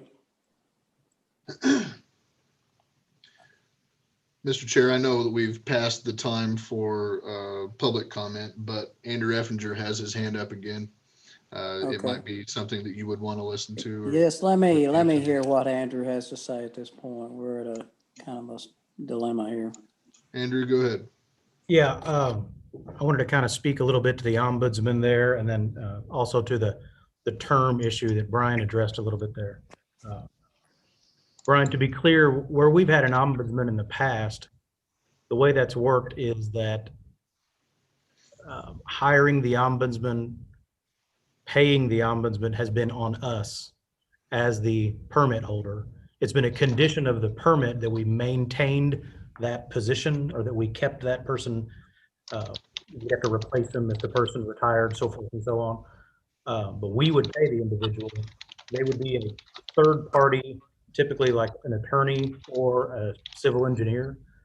We actually talked to a local engineering firm down there that the proposal made sense to them. But the idea is that it's someone that a citizen can contact, a neighbor can contact, and that would notify you as the board if we become in violation of one of our conditions. What you guys would then do with it, or what the neighbors would do with it, if the ombudsman can determine that we were in violation of a condition, like you said, it might be a civil action, it might be a mandamus action, it might be you guys doing some kind of enforcement if it's some kind of a gross violation. But to Philip's point, it gives you guys some recourse or some confidence that someone who's a third party is looking at these conditions, is also looking at what we're doing, and finds that we are still compliant on a regular basis. So that's kind of the idea behind the ombudsman. I think you're right on the term. And I think this also applies to the point of trying to give us an approval for only a certain number of years. We've actually run into that in other jurisdictions where we've received a time frame limited conditional use permit.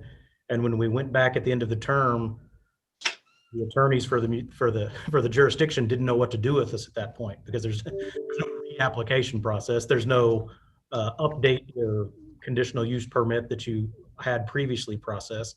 And it was determined that we had the conditional use permit, and that that term on it was impermissible, and it just, conditional use permit stayed in place.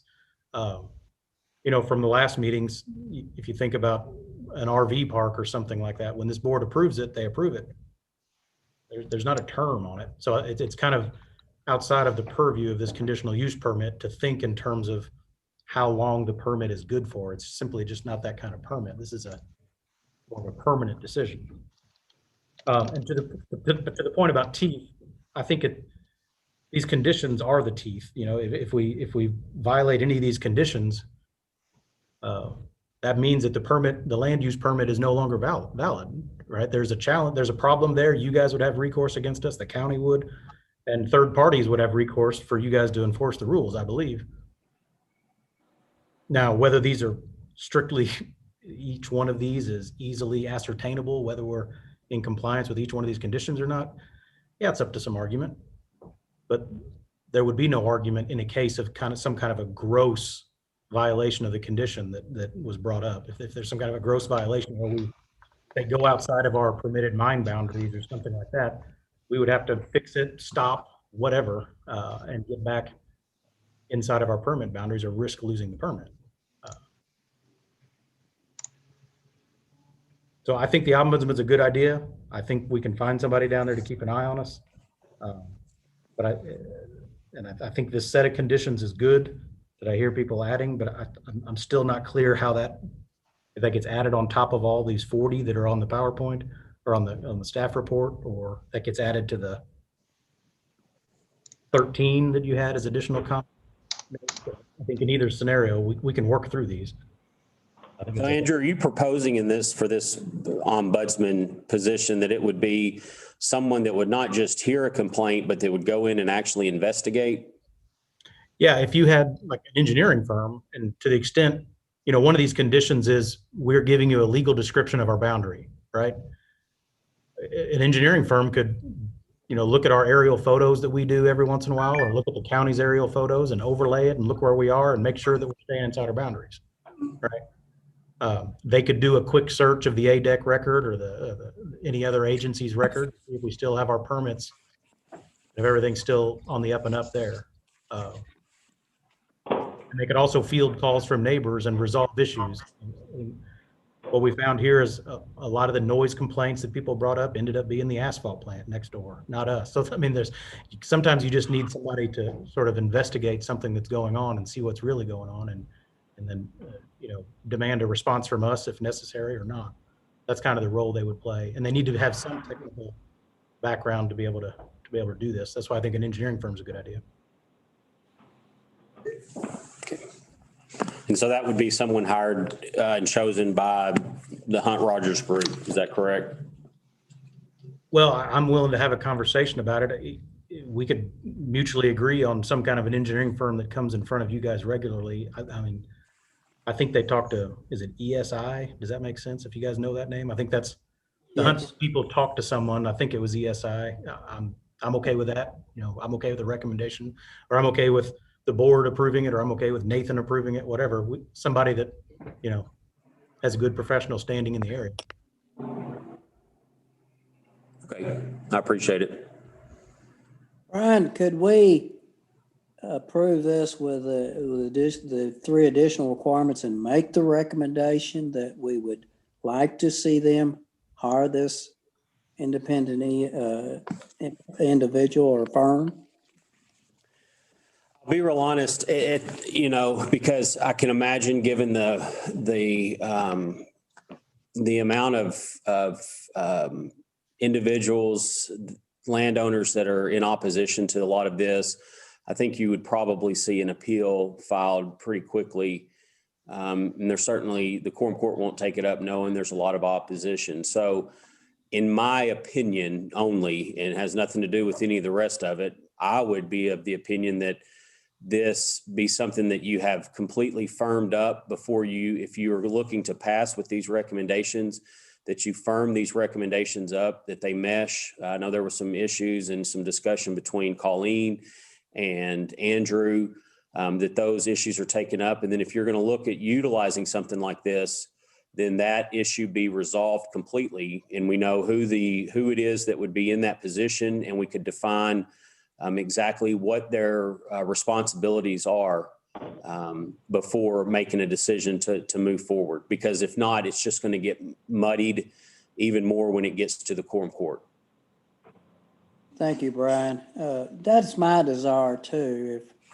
And I'll leave it up to the board for their, their opinions and or motions, but I would like to see all this ironed out the best of our ability before we vote, just because we know where this is probably headed down the road.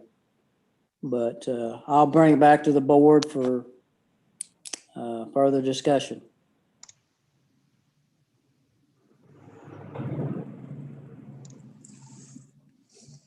Or motions.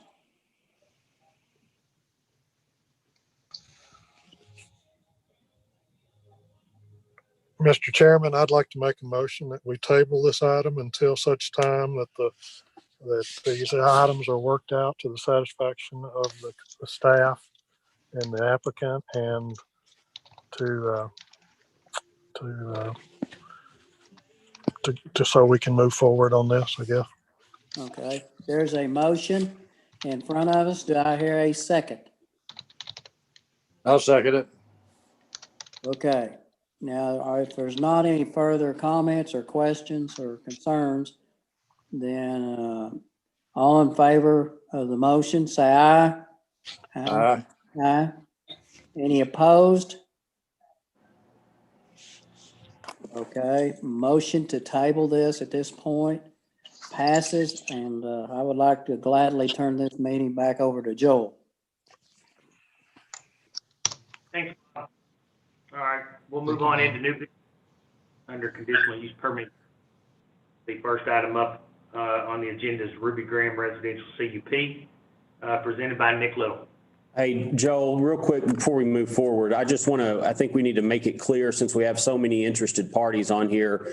I think it would be best if this was tabled to a time definite. And so to say, to the next meeting, and if for some reason we're not at a point where we can notify on the agenda that it's tabled even further. But I do think it's important so that the people that have stayed with us for the last hour and 42 minutes will know exactly when it is that this is scheduled to come back before the board. All right, can I hand it back to you, Bob? Okay, I couldn't give it up fast enough. It's back before me again. So I'm not sure how we set an exact time for all this to be worked out, but let's try.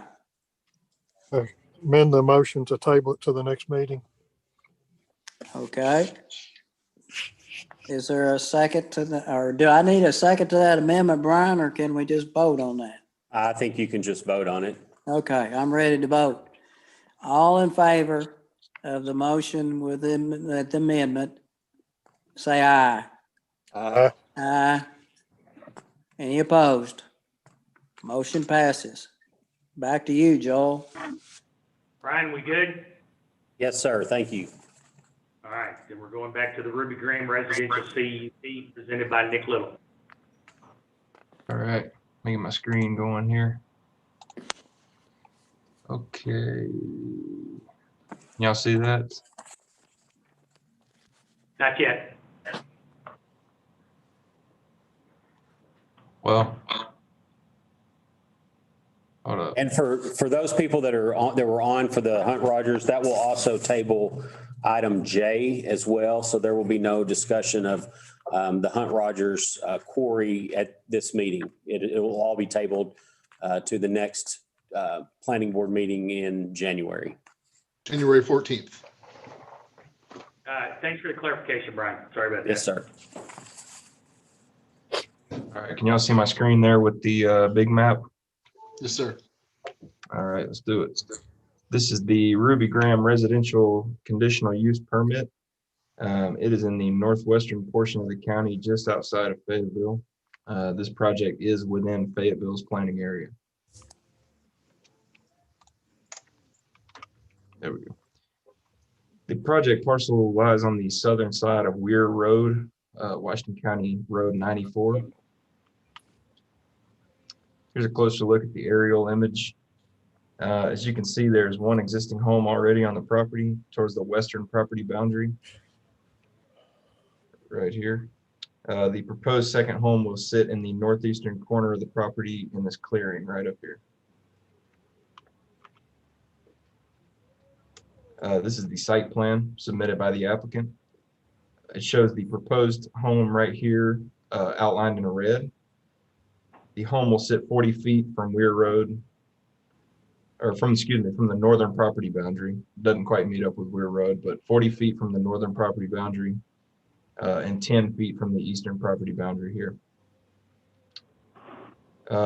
That's in compliance with Washington County's requirements for building setbacks. The proposed location of the septic field is shown in yellow right here to the south of the home. And the septic permit for the proposed new system here in yellow has already been received by planning staff. Here's the neighbor map that shows the proximity of the project parcel in proximity to the neighbors that were notified within 300 feet of the parent parcel. At the time of this presentation, 2 neighbor comments were received in opposition of this residential conditional use permit. Concerns presented to the neighbors include zoning incompatibility, potential effect on property values in the area, and worries about an additional septic system being added to the property. One of the comments from a neighbor mentioned the smell of sewage coming from the existing septic system that services the existing home on the property. Planning staff conducted a site visit for this project on November 18th, 2020. This is an image of the cleared area in which the proposed new home will be located.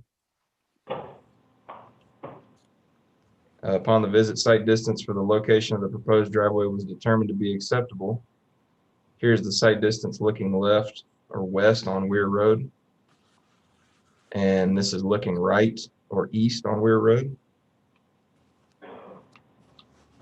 Staff has reviewed the submitted documents for the project and recommends the following conditions of approval for the Ruby Graham residential conditional use permit. The conditions have changed since the time of your staff report. Planning staff has added a septic condition regarding an inspection on the existing septic system to check for malfunction. Are there any questions? Any questions for Nick from the board? All right, is there anyone in that's got their hand raised, Nathan, that is as far as the applicant that would like to speak? Let me check real quick, sir. I have Ruby Graham here with her hand up. Okay. Ruby, go ahead and unmute, and then you're on. Hi, thank you for taking the time to hear this today. To start with the concern about the existing problem with the sewage, that sewage was a backed up line that has been already taken care of, addressed. And the gal that came out and did the septic run out there to do the plan, we asked her if there was any problem with what was laid out there already, and she said no, that there wouldn't be any conflict between the two, that because of where we're placing it, by comparison where the other one is, the off-run area is all trees. So, and as you can tell from where the houses lie, et cetera, close to that, and the bottom line is there's 2 people that live in the one trailer, and then there would be me. They have a 500-gallon tank. I'll have a 1,000-gallon tank. So any kind of off seepage from that is virtually none.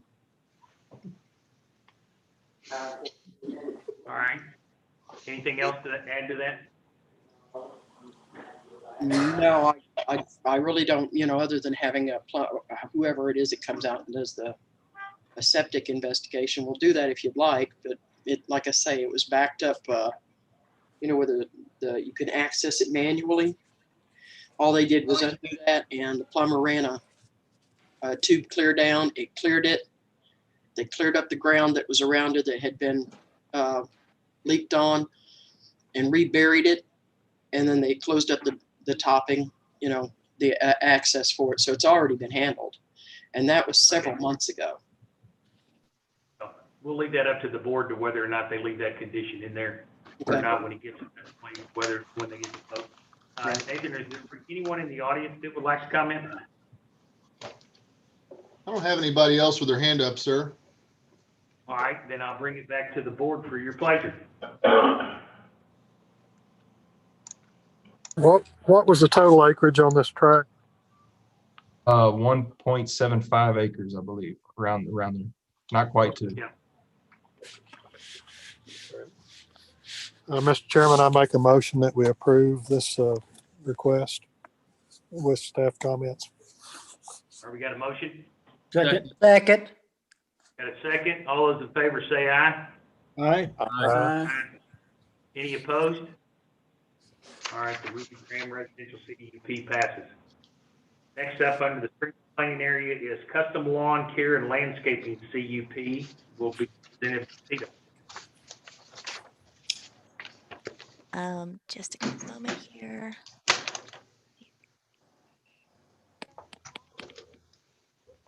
Make sure I'm pressing the right buttons to share screen. There it is. All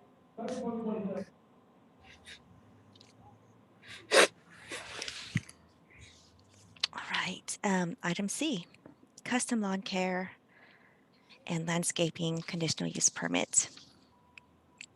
The proposal is located near the northern border of the county, just outside of Springdale. The site location is within the City of Springdale's planning area.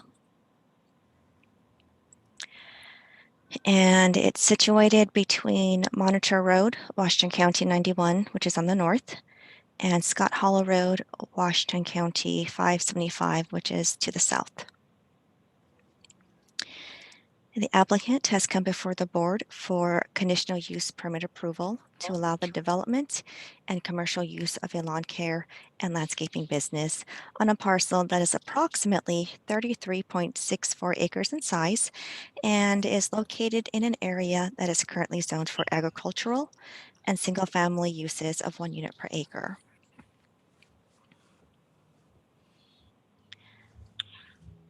The business would be built in phases. Phase 1 is on the left side of the screen in the blue, and phase 2 is the second phase in yellow. All development will occur within the northern portion of the parcel that is already cleared. So phase 1. Access to both phase 1 and phase 2 will be from Monitor Road. Within phase 1, the applicant plans to develop a 9,600 square foot building and parking areas. The design is to allow business vehicles the ability to pull in from the east and west and park inside the building.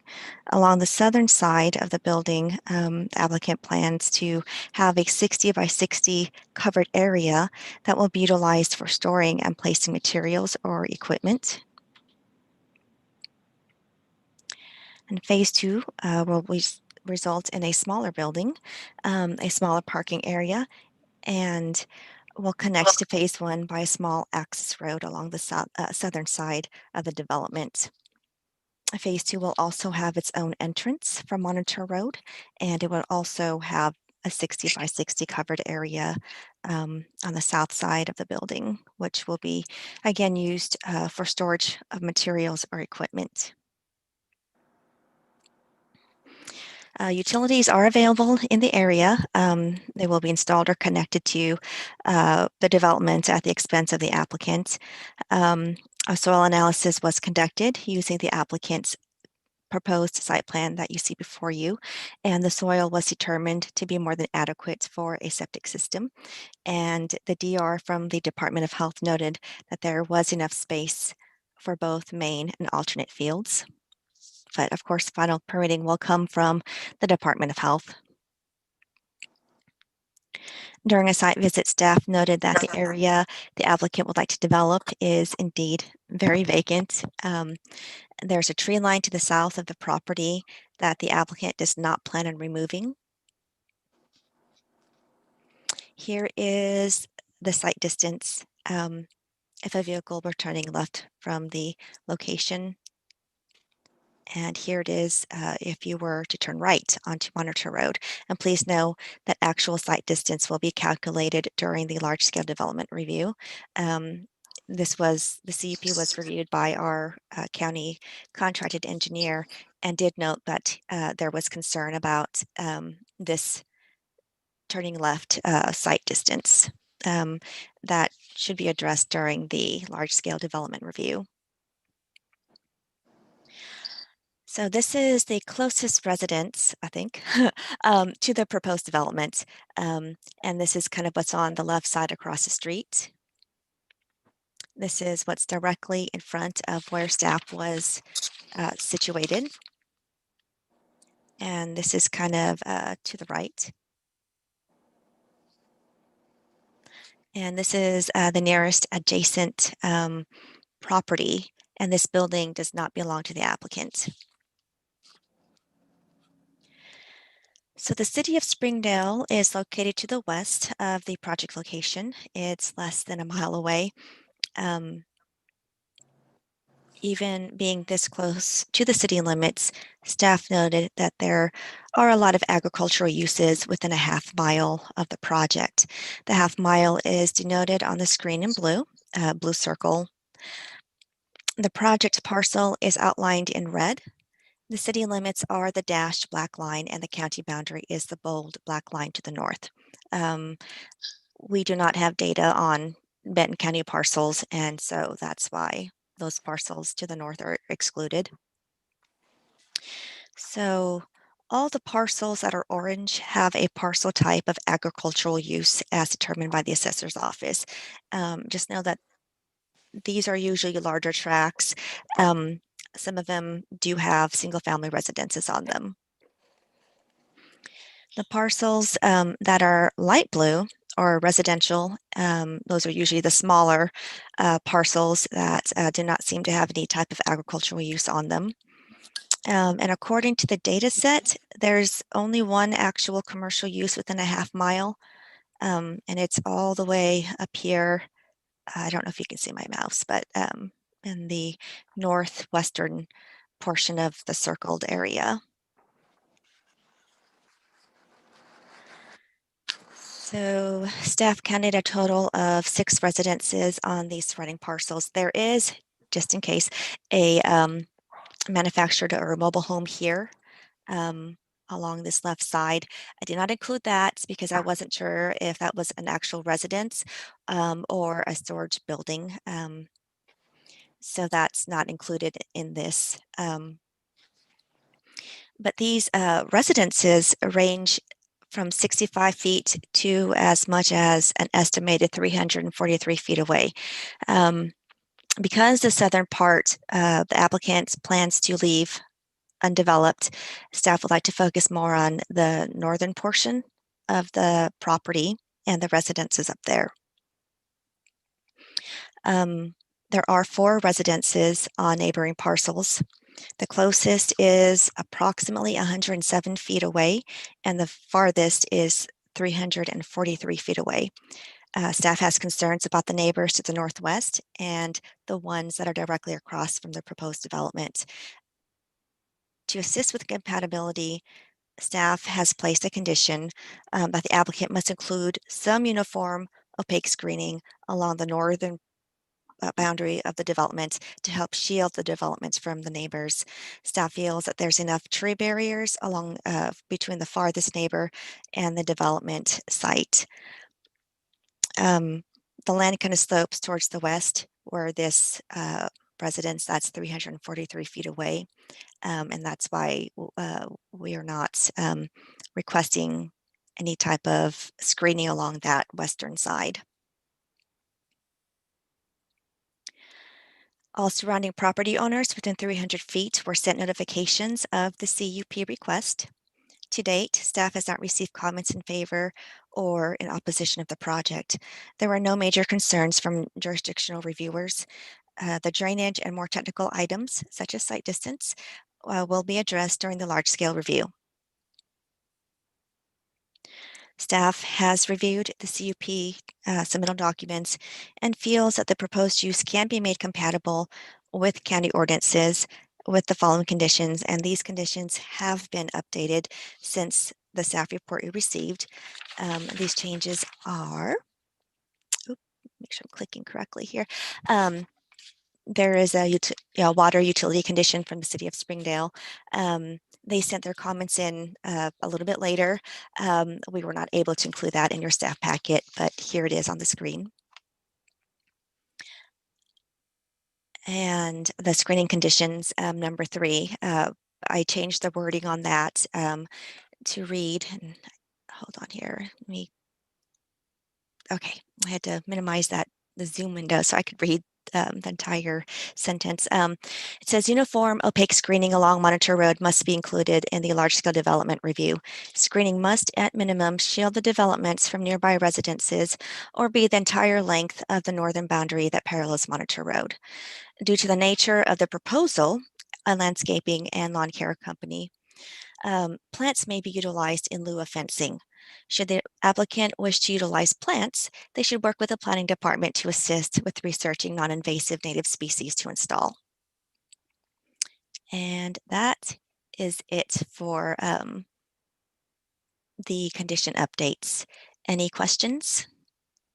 Yeah, hey, see, make one little note Yes. under, I'm not sure what page I think I'm on page 53 at the top where it says staff recommendations. You actually have in there the proposed used car lot. Oh dear.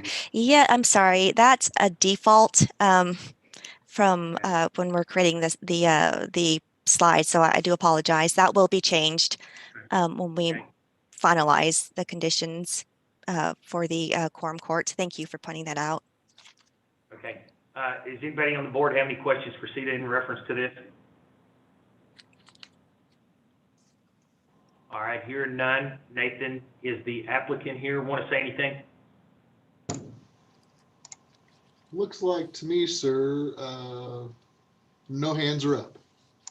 All right. Anybody in the audience with a hand up, Nathan? No, sir. All right, then I bring it back to the board.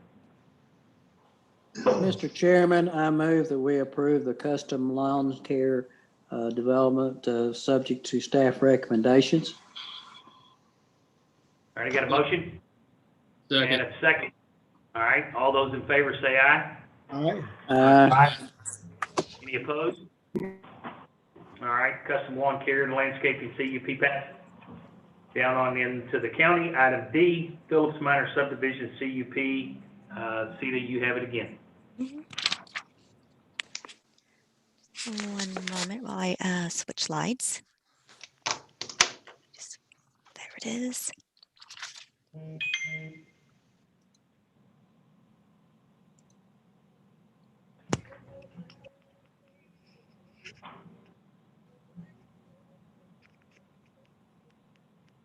The Phillips Minor subdivision CUP, item D.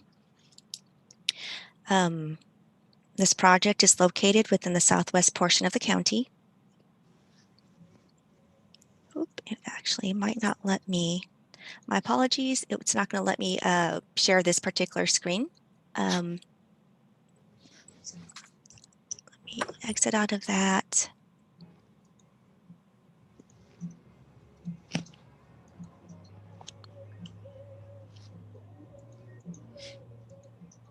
There it goes. It's south of the city of Lincoln and is kind of within the area of Cane Hill. The parcel borders Tyree Mountain Road, Washington County 14, along its western side.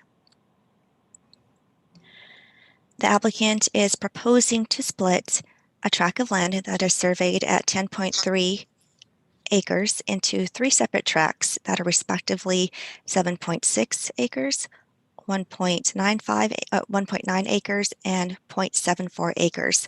This last tract is less than an acre and therefore would be not considered non-compliant with current county zoning of one residential unit per acre. Should the CUP be granted to allow this less than 1 acre tract, the applicant will then seek minor subdivision approval, which is the next on the agenda. The applicant's proposal does not qualify for exemption for the minor subdivision and therefore must be reviewed by the planning board.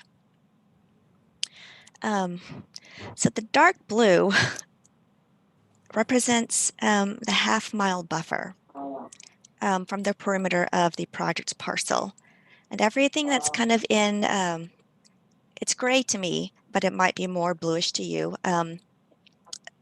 Everything that's kind of in that shaded gray blue color are parcels that are larger than 1 acre. And then anything that you see that is bright blue, that is less than an acre.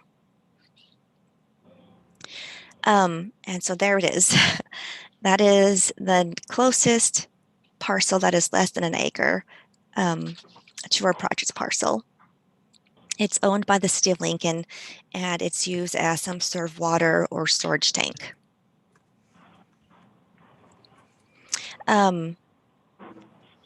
Staff conducted a site visit and much of the parcel is wooded along the road. There are 2 residences on this parcel. So this is a site distance looking to the left or to the south. And this is looking north.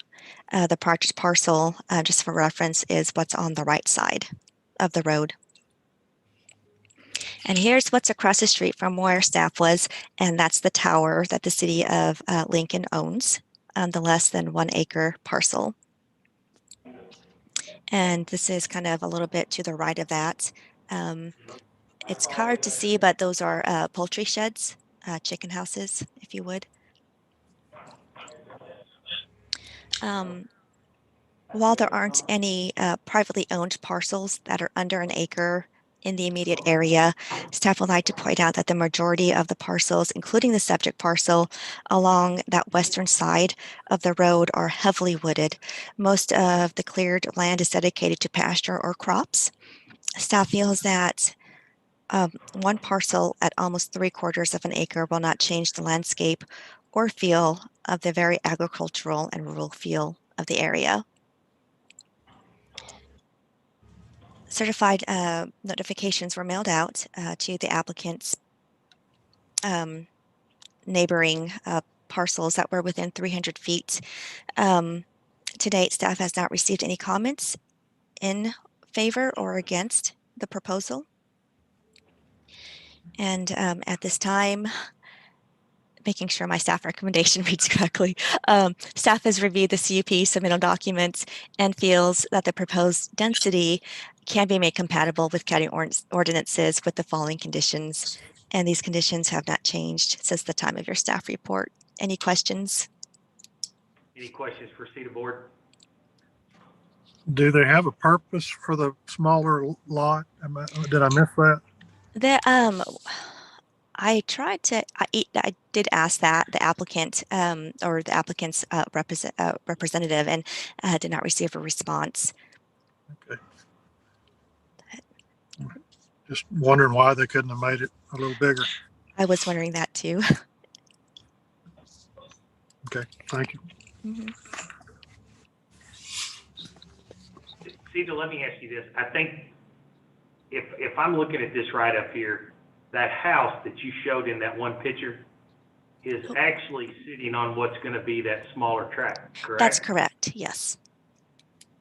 The one that's right here to the south. Does that help build? Okay.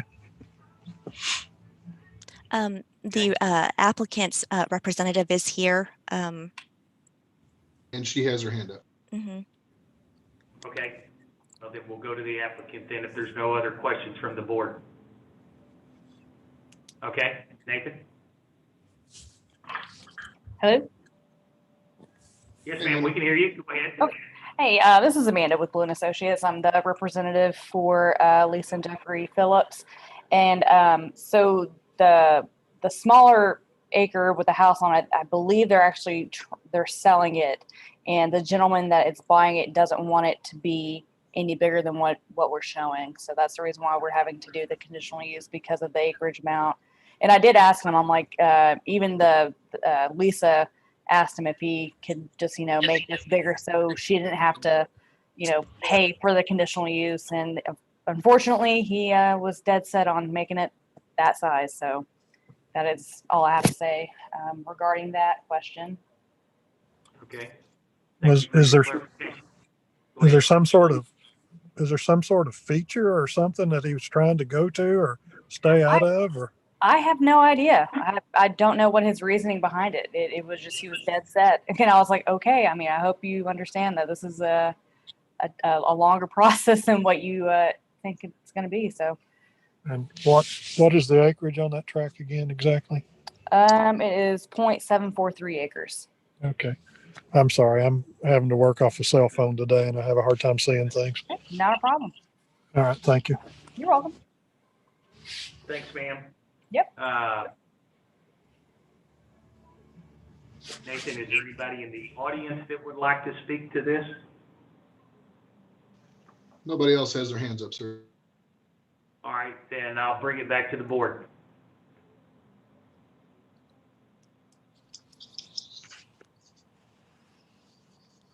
Mr. Chairman, I'll make a motion that we approve this request, subject to staff comments, please.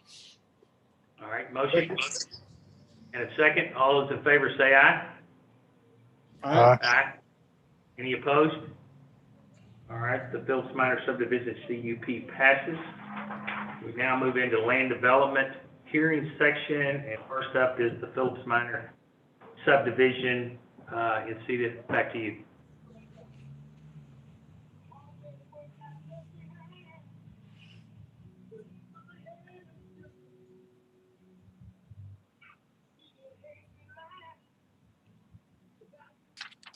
Item E.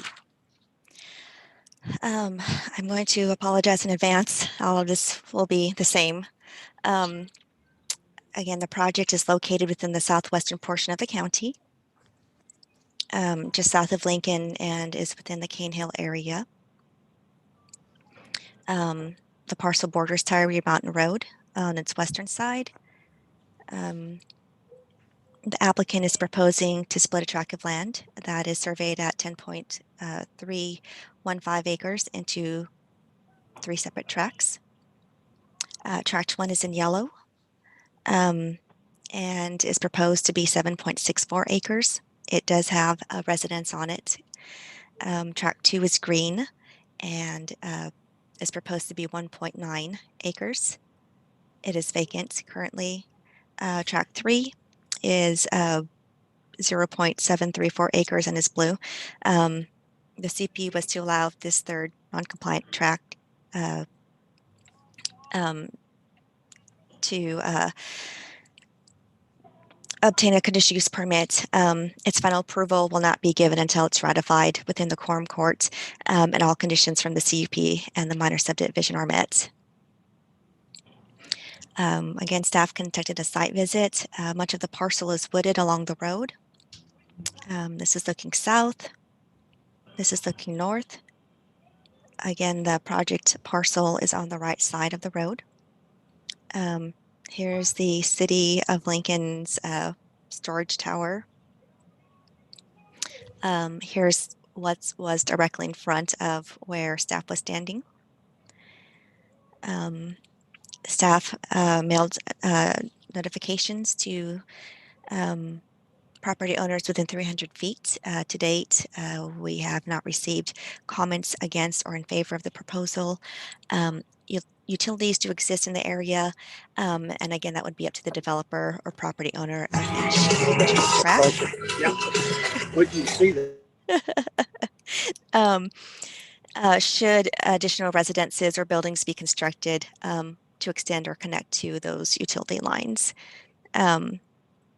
Staff recommends approval of the project with the following conditions. And again, these conditions have not changed since the time of your staff report. Any questions? Any questions for Cedar Board? All right. Seeing none, does the applicant or the representative want to say anything else? There aren't any hands up, sir. All right. Anybody in the audience, Nathan? No, sir. All right, to the board.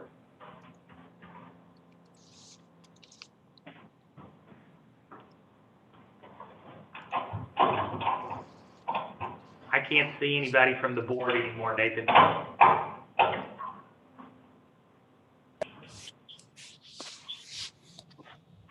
I see Philip now. Hi, Joe. Mr. Chairman, I'll make a motion that we approve this subject to staff comments. All right, I have a motion. Second. I got a second. All those in favor say aye. Aye. Aye. Any opposed? All right, Phillips Minor subdivision passes. Mr. Chair, Moving in. try What, clicking Nathan? on your button on your upper right-hand corner of your screen that says gallery view. That should take care of your issue. Are you talking to me? Yes, sir.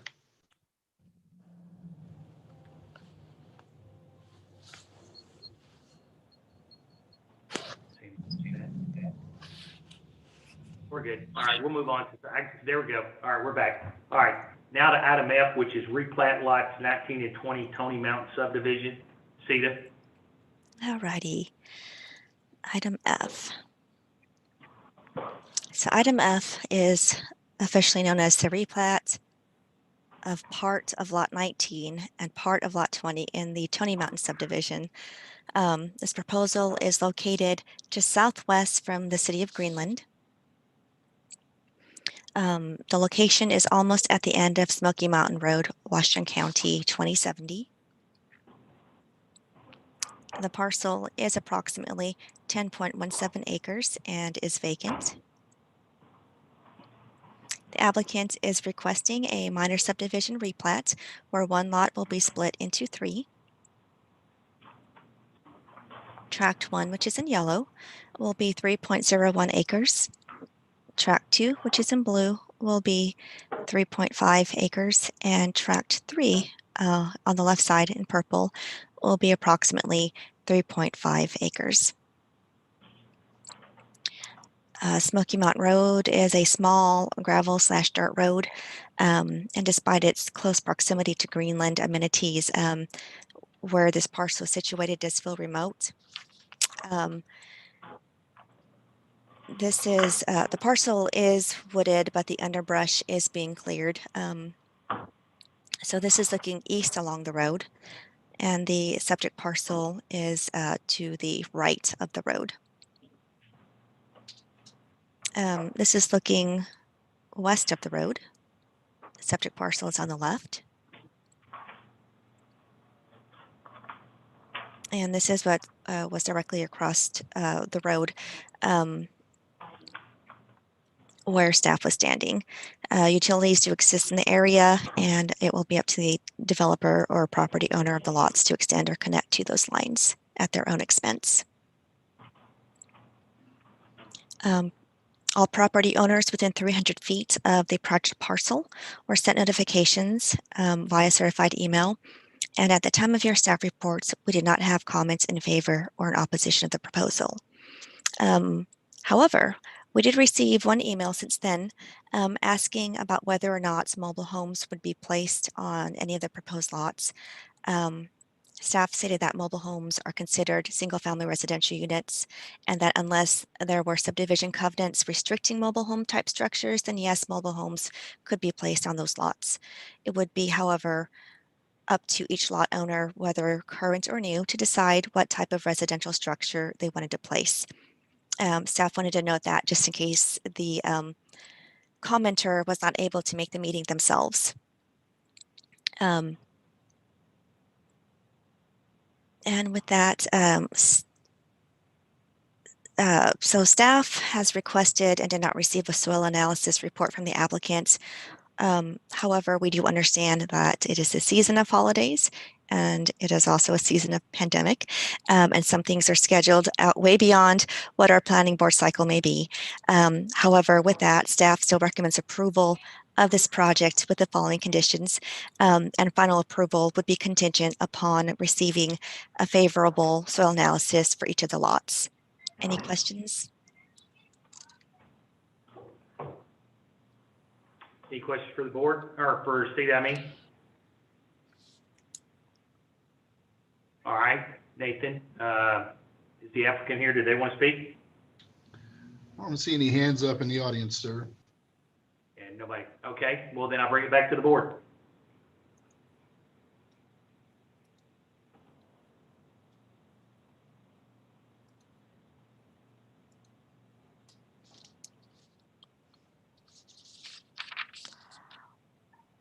Mr. Chairman, I I have a move that we approve replat lots 19 and 20 Tony Mountain subdivision as presented by staff. Second. Got a motion and a second. All those in favor say aye. Aye. Aye. Any opposed? All right, item F, replat lots 19 and 20 Tony Mountain subdivision passes. Now to item G, Kirby and Kathy Walker minor subdivision. Ceta, you have it again. Righty.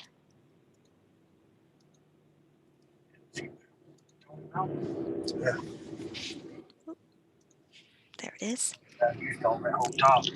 Item G, the Kirby and Kathy Walker minor subdivision, minor subdivision request is located within the northeast portion of the county. The project parcel is also located just west, or actually east of Beaver Lake, and it is not in any planning area. The property is vacant. The applicant is proposing to take a 9.7 acre tract and create 4 total lots. These lots range from 1.5 acres all the way to 3.5 acres in size. Tract 1, which is in yellow, will be 1.7 acres. Tract 2 in green will be 3.02 acres. Tract 3 in yellow will be 1.5, and Tract 4 in purple will be 3.5 acres. The parcel is wooded and is vacant, and it looks like they have been clearing underbrush in preparation of a potential split. This is the site distance looking south or right of the project parcel, and this is looking left.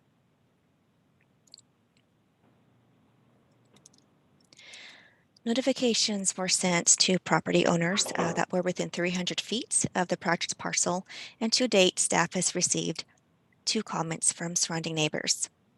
The first email contained a few main points.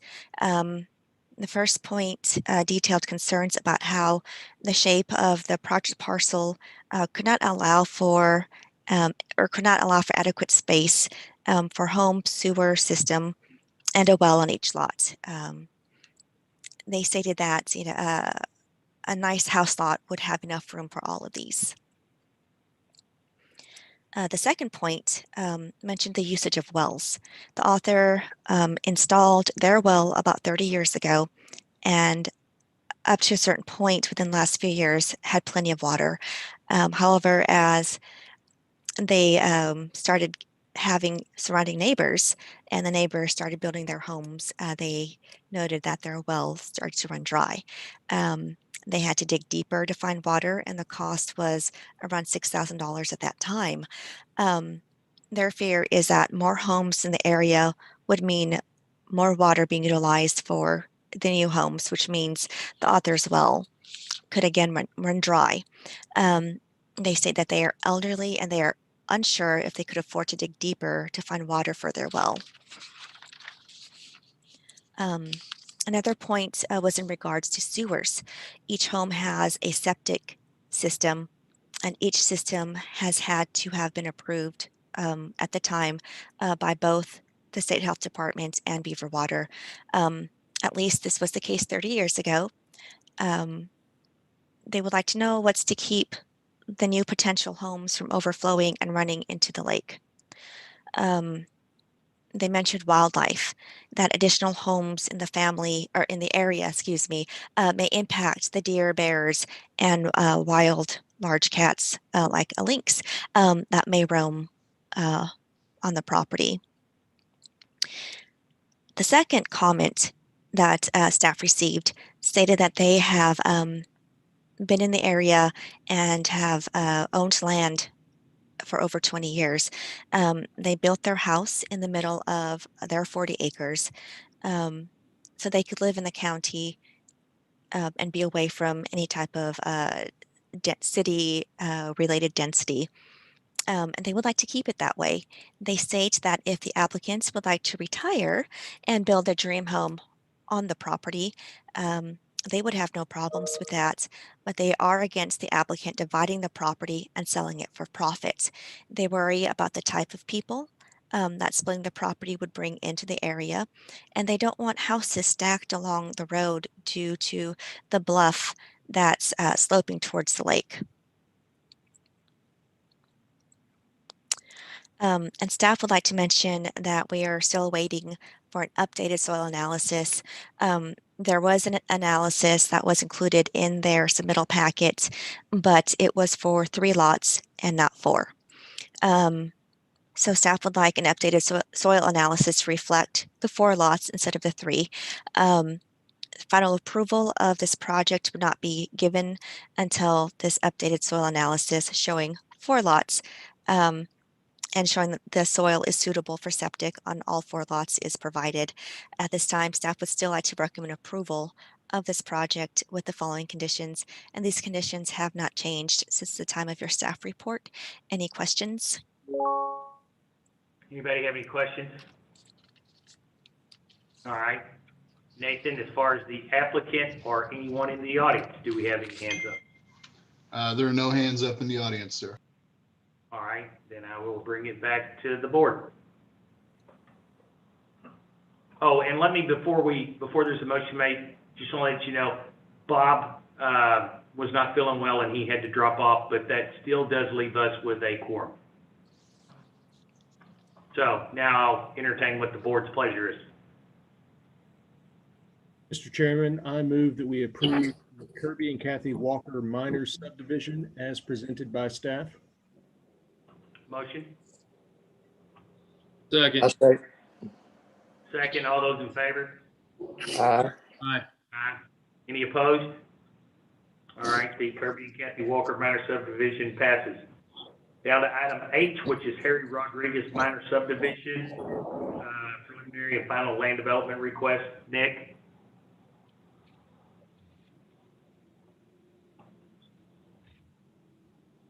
Okay, well, hold on. Sorry, guys.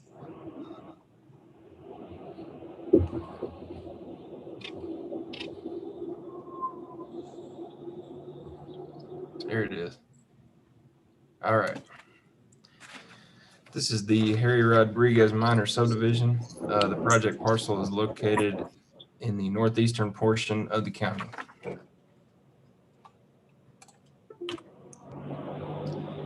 The project parcel sits in the southwestern corner of the intersection of Sherry Road, Washington County 399, and West Side Drive, Washington County 1037. The site is located about 3/4 of a mile south of Highway 412. Here's a closer aerial view of the property. As you can see, there are 2 existing homes on the property to date. In this image, the home towards the eastern property boundary is under construction, but has since been completed and is being lived in currently. Here's the site plan from Blue and Associates that shows the proposed split of this property. The parent parcel is 5.23 acres. The applicant is proposing to split the property 3 ways, with all 3 of the tracts being less than 5 acres in size, which triggers this minor subdivision requirements. Tract 1, the westernmost tract over here in red, is 1 acre. Tract 2, right here in the center, is also 1 acre. And tract 3 down here will sit at 2.98 acres. Here's a shot of the front of tract 1 from Sherry Road. It doesn't contain any structures and is heavily wooded at the moment, and there are no outline plans of development at the time. This is an image of tract 2 from Sherry Road. It contains this existing single-family home. And here is an image of tract 3 taken from West Side Drive. So the other two images were from Sherry Road. This is from West Side Drive here. Staff has reviewed the submitted documents for the Harry Rodriguez minor subdivision and recommends preliminary and final minor subdivision approval with conditions. Since the staff report's technical comments have been received from Springdale Water, the conditions of approval for this project have been updated to accommodate their comments. Are there any questions? Any questions for Nick? All right, Nathan, do we have anybody in the either the applicant or the No, sir. Nobody with their hands up. to the board?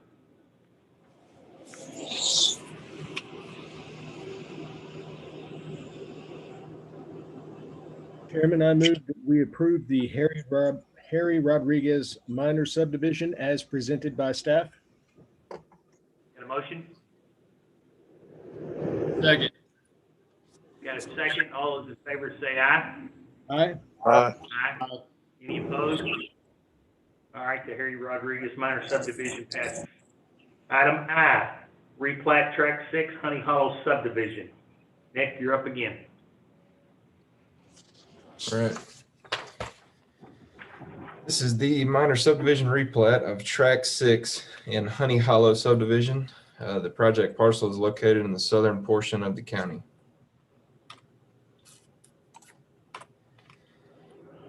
Here's the vicinity map for the project. The site is located southwest of West Fork in a very remote portion of the county. It is part of Honey Hollow subdivision, which was platted in 1979. Here's a closer look at the aerial image of the project parcel. In the image, you can see that there are two existing homes on the property currently. One right here towards the eastern boundary and one out here kind of in the center of the parcel. Here, there we go. Here's the original Honey Hollow subdivision plat from 1979. Tract 6 down here outlined in yellow. And this red line right here shows Honey Hollow Road, which gives access to tract 6 here. Here's the site plan from Blue and Associates that shows the proposed split. The parent parcel, which is 20.213 acres, will be split into two pieces. Tract 1 here in the northeastern corner at 1.610 acres, and tract 2 is the remainder tract. It'll be 18.602 acres. Since the parent parcel is part of a platted subdivision, the split must be presented to the board as a minor subdivision replat. Planning staff conducted a site visit for this project on November 18th, 2020. This image from the site visit shows tract 1 here on the left and the existing home on it, and tract 2 in the distance here. Here's an image looking west at tract 2 and the single family home that exists on it currently. And this is a look at the easement that gives tract 6 access to Honey Hollow Road. Staff has reviewed the submitted documents for this project and recommends preliminary and final approval of the minor subdivision replat of tract 6 and Honey Hollow subdivision with conditions. Conditions have changed since this time of the staff report. Planning staff has added a condition pertaining to the variance requirements for the two sheds that encroach the eastern building setback and eastern property boundary on tract 1. Here, I'll go back and show y'all. Right here, I don't know if you can see my cursor, but tract 1 right there on the the eastern building setback line, there's a shed as well as on the eastern property boundary. So before final approval, we're going to require an administrative variance to account for those sheds in the setbacks. Nick, you guys will do that administratively through the planning department?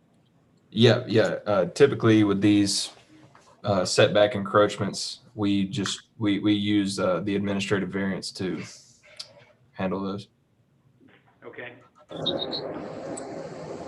right, any questions for Nick?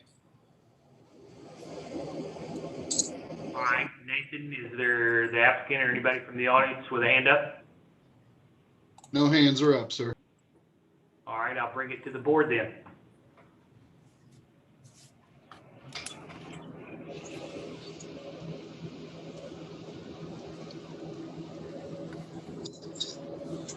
Chairman, I move that we approve the minor subdivision replat tract 6 Honey Hollow subdivision as presented.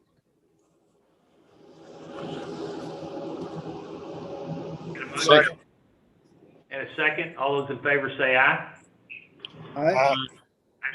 Any opposed? All right, replat tract 6 Honey Hollow subdivision passes. All right, items J and K are tabled, which moves us to number 6 under other business. Nathan? Yes, sir. Here I am. Yeah, we have a little bit of other business that I wanted to discuss with you real quick. Under planning department activities, I just wanted to let the planning board know that myself, our chief of staff, Carl Gales, and the regional planning director, Jeff Hawkins, have at long last, we've finished our planning code review workshops. I believe we had 10 or 11 of them we did on a weekly basis. And so we've been getting into it for quite a while. And at this time, those revisions that we've indicated within the Chapter 11 Planning Code have been sent up to our county attorney and his department for their work to begin. And so just wanted to update you on that. Up next, in other business, we have Rick Berry, one of our former planners who has gone up to work at Springdale Planning now, wanted to discuss his activities with you. And so let me promote Rick Berry here. While you're hooking him up, let me address the board just a second. You know, I don't know how many of y'all that might have been reached out by Rick, but I think what he's fixing to present and show us is basically the idea of developing, pushing forward for the development of a major planner degree, which I think is a great idea. I mean, we're all, conscientious about, the future and what we're looking at, 2, 3, 4, 5, 10, 15 years down the road and everything. He had reached out for some support. Not only from myself, but maybe from the board as he goes through the process of this. And so I suggested that maybe if Nathan was good, that we add him to the agenda tonight. And that's the reason why that Rick is on here. And he'll explain more into detail about what he's talking about. You're on, Rick. All right. Well, thank you guys for having me. I really appreciate it. And it's, I feel like I've stepped back into time for a moment to getting to hear all these voices and see all of you guys again for the first time in a little while. But the reason I'm here is a couple of months ago, a coworker and I were talking about how the University of Arkansas does not currently have a planning and community development program. They have an urban planning minor, however, nothing in terms of a major, nothing in terms of a graduate program. So I put some research together, passed it along to some folks that I know, and it made its way over to the Fay Jones School of Architecture. And next thing I knew, I was in a meeting and my coworker was in a meeting with the dean and assistant dean of Fay Jones School, some professors from engineering, as well as the Fay Jones School, one of which, Noah Billig, is in charge of that urban planning minor. So we had a really good meeting, and really it came down to, okay, well, we need to prove a need. Because if there's something that I perceive as being necessary, that doesn't, of course, mean that the rest of the state that would be involved in organizing funding and so on and so forth, a degree of this magnitude would be in agreement. However, over the course of the last month, I've been reaching out to folks across the state at various levels, planning departments in some of the smaller cities as far away as Texarkana, places as far away as West Memphis, and planning in development districts all across the state, elected officials, and so on. I've had an overwhelming response from folks that this is something that is absolutely needed. Of course, a lot of the larger cities, they have the funds to be able to put together a planning department and hire planners that are the most educated that they can get.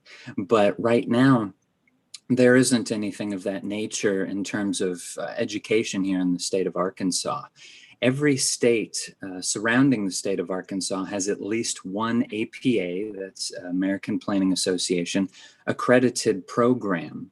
And so with Northwest Arkansas in particular being one of the fastest growing areas in the country, it seems a disservice to not only the people of Arkansas, but also the younger folks, or maybe even not young folks that want to go to school for something of this nature.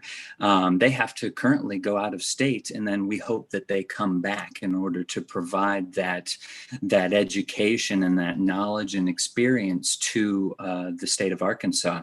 And so I guess coming back full circle, the reason I'm here is just to get your feedback, get your thoughts. I'm more than happy to answer any questions that you guys have to the best of my ability.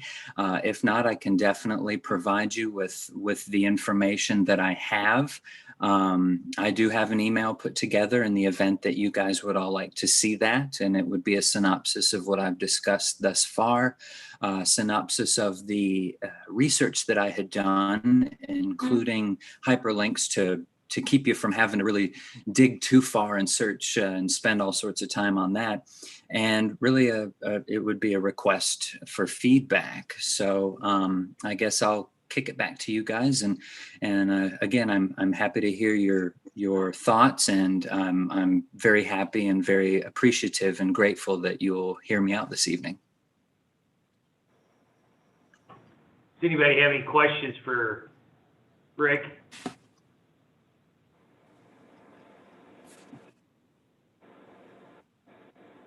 No real questions for Rick. This is Walter Jennings, but I will say that I do think that there is a need in the state for a planning major. So I applaud Rick's effort. Thank you, sir. Okay, just a quick question. Oh, yeah. Are you asking something? Yes. Hey, Rick. Hey, how are you? Yeah, just like one question, like why the Fay Jones School of Architecture was picked instead of like the geography department? Because most of the time I've seen it like geography and planning, geography and urban planning. So why it's been like through the architecture school? Gotcha. That's a great question. Off the top of my head, to be honest with you, I don't remember for sure where the geography department is housed. I think it's under Fulbright. But as you know, me being the poli-sci guy that I am, my gut initially went to the poli-sci department. And so I started kind of picking around there and seeing what I could find.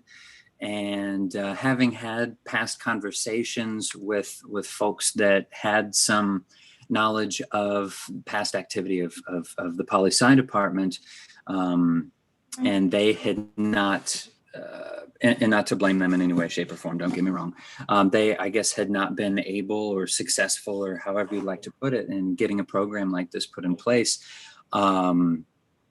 Fay Jones just seems to be the best option. In my research, I did see that there are a lot of schools across the country that have it, degrees like this housed in architecture schools, engineering schools, and so on and so forth.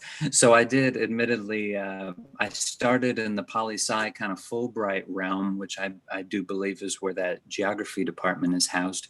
But with a little bit of research and hopefully a little bit of know-how as I push through things, that's kind of where things landed. It will definitely be something that is interdisciplinary, interdepartmental, and I've been lucky enough to have the poli-sci chair respond favorably. As well as the Fulbright School says that that they would be interested in partaking and joining forces in order to get something like this done. So I guess maybe that, going back to your geography department reference, I guess maybe that covers that umbrella of geo, soc, maybe some psych, and poli-sci that would need to be on board in order to have what I perceive as a well-rounded planning community development program. Okay. All right. Hey, and like I said the other day, I mean, we had a conversation. I mean, if you need something, for me personally, I'll be more than happy to put something in writing for support on that. The reason, I think you asked for the board. I'm not going to speak for the board if they individually want to do something, or if they decide that we want to do something as a board to put support behind your idea. That I'll leave the full board thing up to them. But anyway, appreciate your time and you sharing that with us. But like I said, I think it's admirable and it's something that's needed. Thank you, sir. I appreciate that. All right. So if anybody on the board wants anything, I'm sure Rick will be more than happy to email any more information in reference to that. And if you've got any questions, you can speak to him. And then if once you look at it, we can address it at another time to say that if that's something that we as a board want to support as a full board, then we can. If not, then I'll leave it up to each individual to state their support from there. So, but anyway, again, thanks again, Rick. Well, thank you. May I jump in really quick before I forget? So we have a meeting set up with the Fay Jones School and those folks that we talked to about a month ago. That's scheduled for next Thursday at 4 p.m. So I don't mean to put you guys on too much of a time crunch, but I will. I'll get with Nathan, make sure I have everyone's email addresses and send something out first thing in the morning. So hopefully I can get some sort of response from you folks by maybe Tuesday, as my aim is to, leading up to that meeting, kind of put a PDF together, pass it to their admins with everything that I've received from everybody across the state. And that way they have a couple of days to review it before we have that meeting. Sounds good. Thanks, Rick. Awesome. Thank you, guys. All right, Nathan, back to you.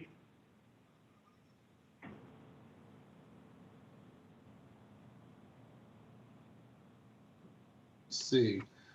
We discussed the planning code revisions. We talked with Rick Berry. Earlier today, I sent all of you our 2021 planning submittal and tech review calendar. So those are ready. And we'll be putting those on the website beginning tomorrow, and probably be able to get all that finished up on Monday, because we'll have to drop those calendars in all of our applications and everything. Otherwise, our next meetings are scheduled for January 14th, February 25th, and that's all for other business. Thank you, Mr. Chair. All right, does anybody else have any other things to discuss? If not, I'll take a motion to adjourn. So moved. All right, thanks everybody for your time. Enjoy your holidays. Hey, Nathan, who is termed? Before everybody gets off, who was termed? We'll discuss that over email. I believe it was Walter, Randy, Bob. So we'll have 3 new ones beginning next month. It's not for me to decide, sir, but I believe that's the case. That's the plan. Yes, sir. All All right, that's the plan. So we'll need a new vice chair if Randy's termed off. But anyway, while we're on here, and I know Bob had to leave, Randy's not here. Walter, thanks for your time and your service for the county and on this board and everything. We really appreciate it. Well, thank you very much, and good luck to you guys in the future. Thank you all. Enjoy it. Thank you, Walter. Bye, guys.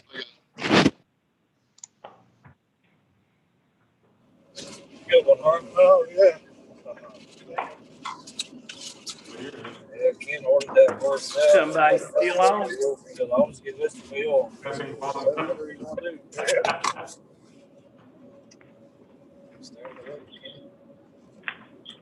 think we still got Philip. Hey, Philip, if you're there, we can still hear you. I'm sorry. Thought I got off. You're good. You're good. Just say good things. Yeah. Thank you. Damn table. Now we've got 3 new ones. Okay. Hey, is your company hiring? For me, we have opportunities all over. We're in 10 different states. Yeah. So, were you looking at it? Do you have an email address? Yeah. Email address. This is what the card gave me. Yeah. I'll send you an email. Okay. All right. Sounds good. And I'm looking for something also for my son he can do while he's looking college. Okay. If there's anything online he can do, We're in core business, we're in asphalt business, we're in